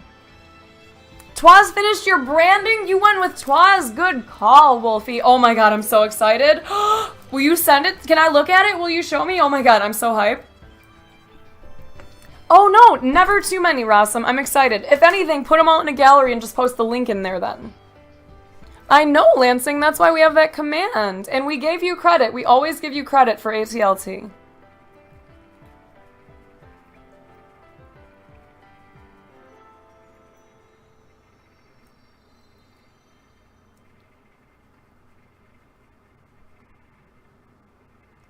Yeah, like you can love them to pieces and be really close and have a very special relationship. But like if I somehow met my little sister out in the world and didn't know we were related, like I would be drawn to her no matter what. Like her soul is so goddamn pure, it's just insane. I don't know, Thomas, I don't know enough about him.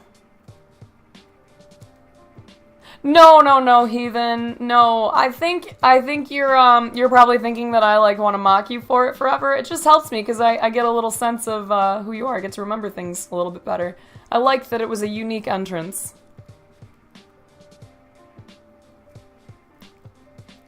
Downloading the pictures to your computer right now. I can't wait to see it. Dude, same, Yakumo. Yeah, whisper it, Lumpy.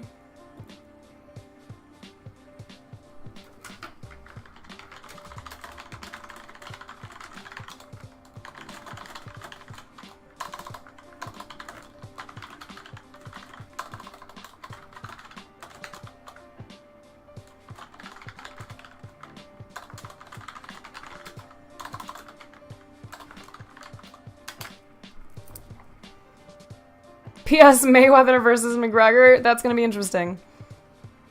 Alright. Have a good day, dude. Yes, I can tell that at parties, totally.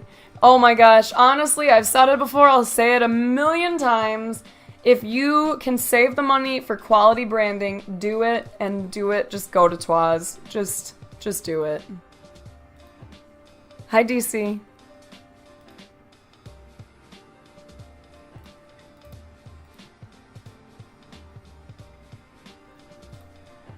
Okay, and I see a lot of the messages that you guys sent. And I'll try to get back to you all, but I do really appreciate it. There's a lot of positive whispers that I got today. Lumpy, I used to be real good. Real good. Thomas, I think it's like called their King series or whatever.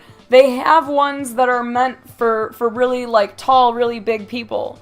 So check those out. There's a sizing guide. And if you tweet at DXRacer even, like, they'll talk you through it, and you can discuss it. Their support is actually fucking awesome. But, like, Big Daddy just got one, and he's 6'7", I don't remember how many pounds, but, like, he's a pretty fucking big dude. Sometimes, Rossum. And now you feel too rough to go out? Just drink some water and go. Well, good, Chug. And it's absolutely not for everyone. You do what you can, especially when you're just starting your career, but when you're ready to make any kind of change, you know, your stream takes off or it gets to that point where you can really invest in it. There we go. See, Big Daddy's here. I wasn't about to guess at your weight. Like, he's 6'7", 110? I don't know.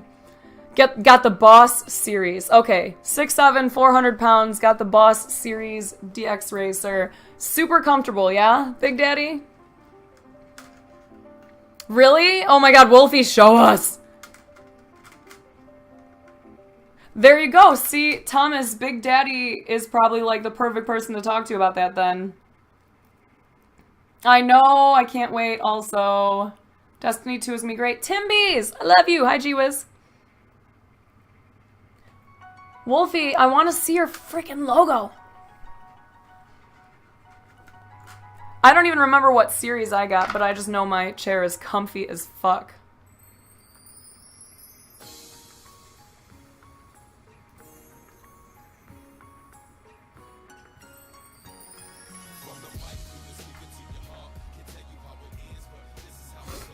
Ooh, my nose itches. Lemons, you got some junk in the trunk? A little thick? Thick. Oh my god. Wolfie, I want to see it!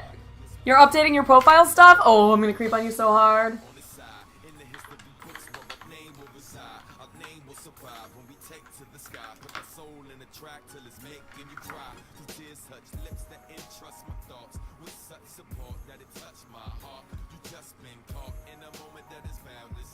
I see nothing.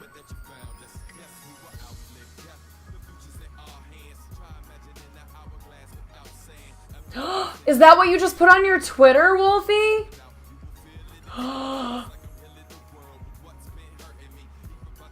Dude.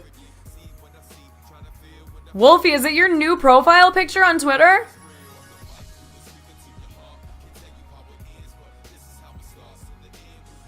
Yo, that is fucking dope, Wolfie. I love the way that it's like the little sharpness to the top.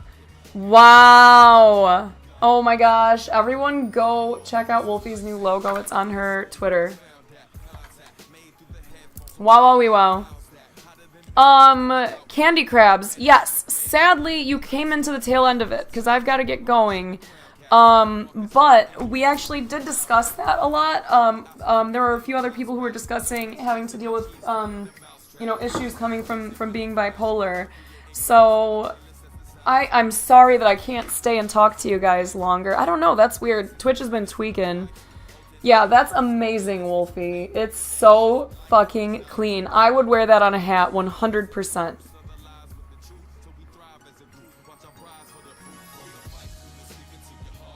Oh, see, Thomas, you got someone who is like totally able to understand where you're coming from. Perfect, perfect.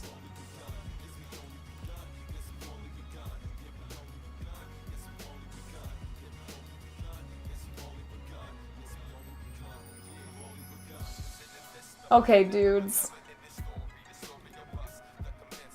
Here's the deal. So, I've got to get going. I've got that party to go to for my friend.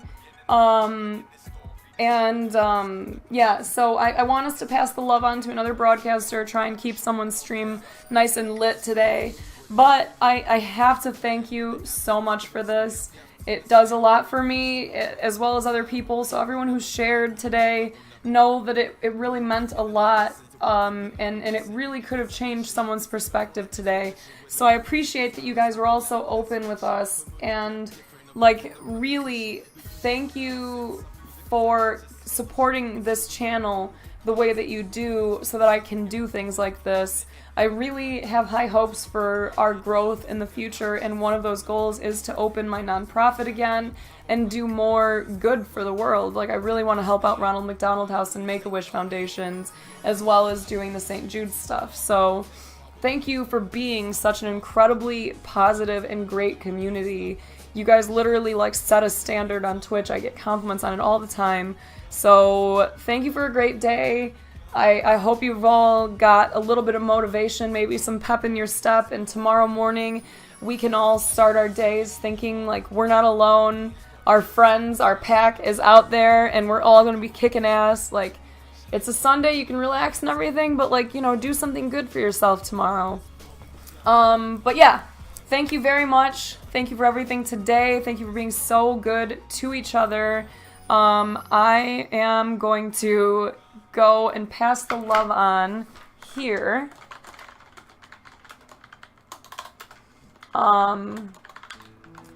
And I will see you on Monday, because tomorrow's my day off and it's Game of Thrones day. If any of you spoil it for me, I swear. Anyways, thanks again. I fucking love you guys more than you possibly know. Bye! Jazzy, I love you. You're the prettiest.